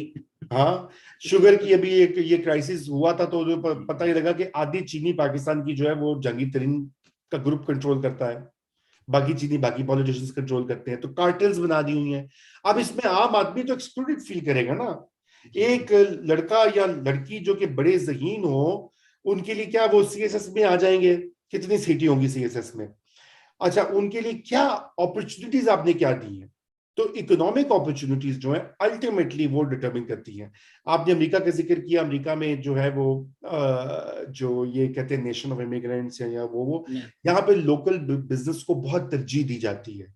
यहाँ पे आपको अगर फूड ट्रक, मेरे पास नौकरी नहीं है, मैं ट्रक लूंगा लोन पर, उसमें हलाल खाना बनाकर लगा दूंगा सड़क पे, परमिट मिल जाएगा मुझे, थोड़ा सा उसकी $50 फीस देनी पड़ेगी, रिश्वतों के बाजार नहीं होंगे, सिफारिशों के अंबार नहीं होंगे, मुझे एक रोजगार का मौका मिल सकता है थियोरेटिकली। स्कैंडिनेविया वेलफेयर स्टेट्स में तो आपको अनएम्प्लॉयमेंट का बेनिफिट मिलता है, अगर आपके पास नौकरी नहीं है तो आपकी पिछली तनख्वाह के बराबर आपको उतना ही वो दे दिया जाता है, अनएम्प्लॉयमेंट अलाउंस। तो ये 5 चीजें हो, जैसे वो कहते ना कि वो इकबाल का शेर है कि ये 4 अनासिर हो तो बनता है मुसलमान, ये 5 अनासिर हो तो बनती है कौम। तो ये कॉम बनाने का किसी को शौक भी है। कॉलोनियलिज्म के बाद शायद रंग थोड़े सावले हो गए, बट निज़ाम तो नहीं बदला। कभी कभी लोगों को लगता है कंपैरिजन नहीं करनी चाहिए, एक्यूरेट नहीं होती, बट कंपैरिजन का शायद कभी कभी मकसद ये होता है कि एक्सट्रीम से आपको चीज समझ में आ जाए। तो इसराइल जो फलस्तीन में कर रहा है, वो कहता है भाई इनको इस एज पे रखो कि ये भूख से मर ना जाए, बट बेसिक सस्टेनेंस, पानी भी ना हो, बिजली भी ना हो, बस मौत से पहले इनको निजात मिल जाए। तो मैं भी कंप्लीट सुरखा नहीं हूँ, आप भी कंप्लीट सुरखे नहीं हैं। तो बट यू फील के इलीट की हमारी यही आइडिया है कि लेबर जो है, लोग जो चाहिए हमें फोर्सेस में जो चाहिए वो आते रहें, बस इतने एज और सस्टेनेंस पे सबको रखें ना, हक दे, बट बेसिक नीड्स पे सबको चलाते रहें कि हमारी जेबों में पैसे आते रहे और ये लेबर हमारे लिए काम करता रहे। देखिए बिल्कुल, जो कैपिटलिस्ट सरमायादाराना निजाम है, इस्तेसाली निजाम है, उसकी बुनियाद ही होती है ना दौलत का इर्तिकाज कैसे होता है शहजाद। तुम अगर सारी उम्र लगे रहो ना इस यूट्यूब के ऊपर तो तुम बिलियनर नहीं बन सकते, ठीक है। मिलियनर शायद बन जाओ, या जो भी तुम और बहुत सारे काम करते हो, तो आपको किसी ना किसी को एक्सप्लॉइट तो करना होगा। आपको या तो किसी को लेबर की उनको वेज कम देनी होगी। आपको पता ना, हम तो घरों में भी करते हैं, कहते हैं जी इसको बड़ी तनख्वाह दे रहे हैं, ये इतने पैसे कमा रहा है ड्राइवर, ये माली इतनी तनख्वाह ले रहा है, काम नहीं कर रहा। कभी ये नहीं भिखारियों के सोचते पास कि सेलफोन है। हाँ माली के पास है वो, कि कितनी वो मुशक्कत करते हैं जो घर में हमारे डोमेस्टिक हेल्पर्स। आप जनरल लेबर की बात करें, और उनकी हर वक्त उनके ऊपर नजर रखी जाती है। अच्छा वो उसने चोरी कर लिया, उसने 2 अंडे खा लिए, उसने 2 टोस्ट खा लिए, उसमें हंगामा हो जाता है हमारे घरों में। ये भूल जाते हैं कि वो मतलब वो जो काम जो उनकी लेबर है वो कई गुना उससे ज्यादा उनको मुआवजा मिल सकता है। इसलिए वो बेचारे बाहर जाते हैं, दुबई में जाके वही काम करते हैं, उनको 10 गुना तक उजरत ज्यादा मिलती है, ओमान में 8 गुना मिलती है, बहरीन में 12 गुना मिलती है, यूरोप में जाते हैं तो 20 गुना ज्यादा मिलती है। तो क्यों वो जाते हैं कि यहाँ पे लेबर अंडर वैल्यूड है। तो ये दौलत का इर्तिकाज जो है ये वही चक्कर है। तो बहरहाल ये जनाब थैंक यू। मैं आपने आज इतना वक्त दिया। एक बस आखिरी सवाल है, ये हाँ आपके किसी एक्स एम्प्लॉय ने पूछा था, तो थोड़े मुश्किल सवाल भी पूछ लेने चाहिए। हाँ कभी कभी प्रोग्रेसिव इदारे जो होते हैं वो खुद हाँ पूरे नहीं उतर सकते। डेली टाइम्स पे आपने काम किया, इतने हम्म, इल्जाम है तासीर फैमिली पे कि उन्होंने वेजेस नहीं दी। तो जी। आपके भी कोई डिसग्रंटल्ड एक्स एम्प्लॉय है जो मेरे तो कहते हैं कि मुझे तो खुद जी, 7 महीने की वेजेस नहीं मिली, तो तो वो I'm- डेली टाइम्स जो इतना प्रोग्रेसिव बनता है वो खुद एम्बॉडी नहीं किया उन्होंने, या तासीर नहीं फैमिली खुद किया जो अनफॉर्चुनेटली। इतने सो कोई आपके भी एक्स एम्प्लॉय जो कह रहे हैं कि नया दौर workers are also underpaid and overwork, और अच्छा, उनको हेल्थ इंश्योरेंस भी नहीं मिलती and everybody is contractual. Uh, is this बि- ऑल ट्रू? बिल्कुल ऐसी, देखिए कॉन्ट्रेक्चुअल है क्योंकि हम कोई वो है, आपको तो शुरू में हमने फाइनेंशियली बात की है, हम तो बेली सरवाइव कर रहे हैं। मुझे नहीं पता ये कौन साहब या साहिबा है।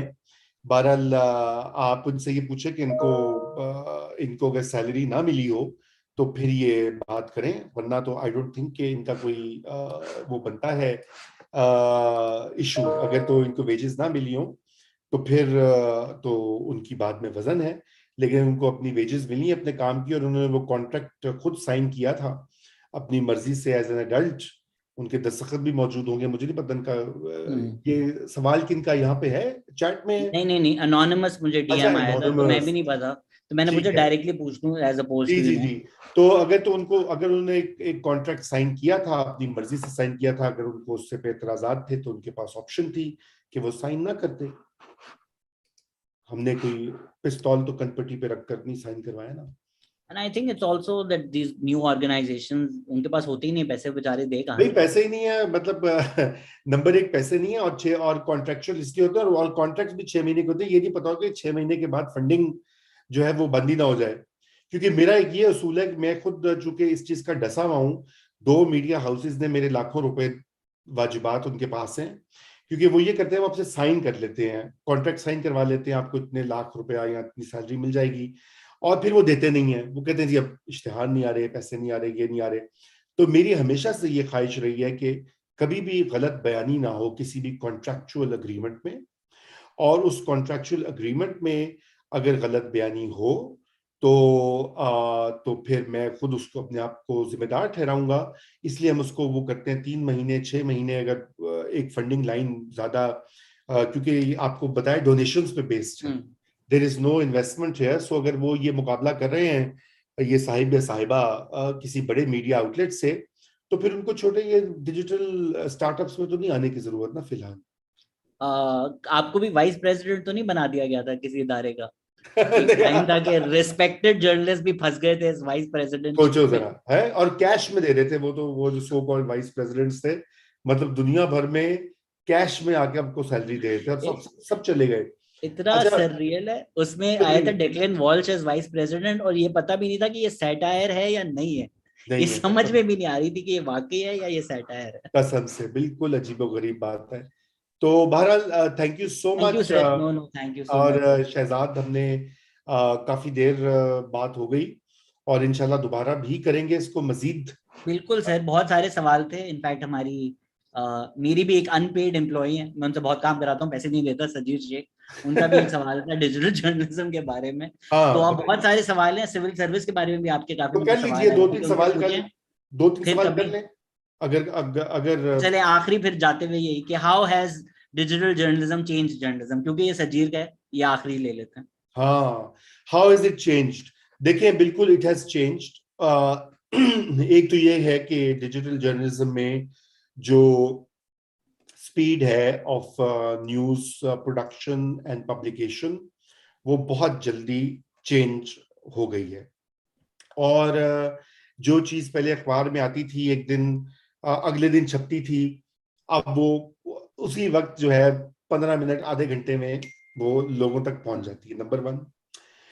नंबर टू, उसमें ये हो गया है कि आपको जो है क्या उसको बोलते हैं, बहुत सी कॉस्ट जो है वो कम हो गई हैं, क्योंकि अगर आप डिजिटल, जैसे भी हम जूम पे बात कर रहे हैं, या आपको जो वीडियो टेक्नोलॉजी है या व्हाट्सएप है या स्काइप है, उससे आपकी ये किस तरह से कॉस्ट होगी कि पहले वक्तों में आपको ट्रैवल करना पड़ता है, जाके किसी को इंटरव्यू करना पड़ता है। अब अगर आप डिजिटली एक चीज कर रहे हैं तो वो क्विक भी है और कॉस्ट रिडक्शन भी है। अच्छा, तीसरी चीज ये है कि आप की जो एंगेजमेंट है अपने रीडर या व्यूअर से, वो बहुत ज्यादा बढ़ जाती है। अखबार में तो पहले लेटर टू द एडिटर आता था, 3 6 दिन के बाद छपता था कि dear sir I did not like this फलाना। अभी तो वो कमेंट जैसे आपने इनका दे दिया, वो जो पुराने एम्प्लॉय का आपने जिक्र कर दिया, रियल टाइम में ठकाठक चीजें हो रही हैं।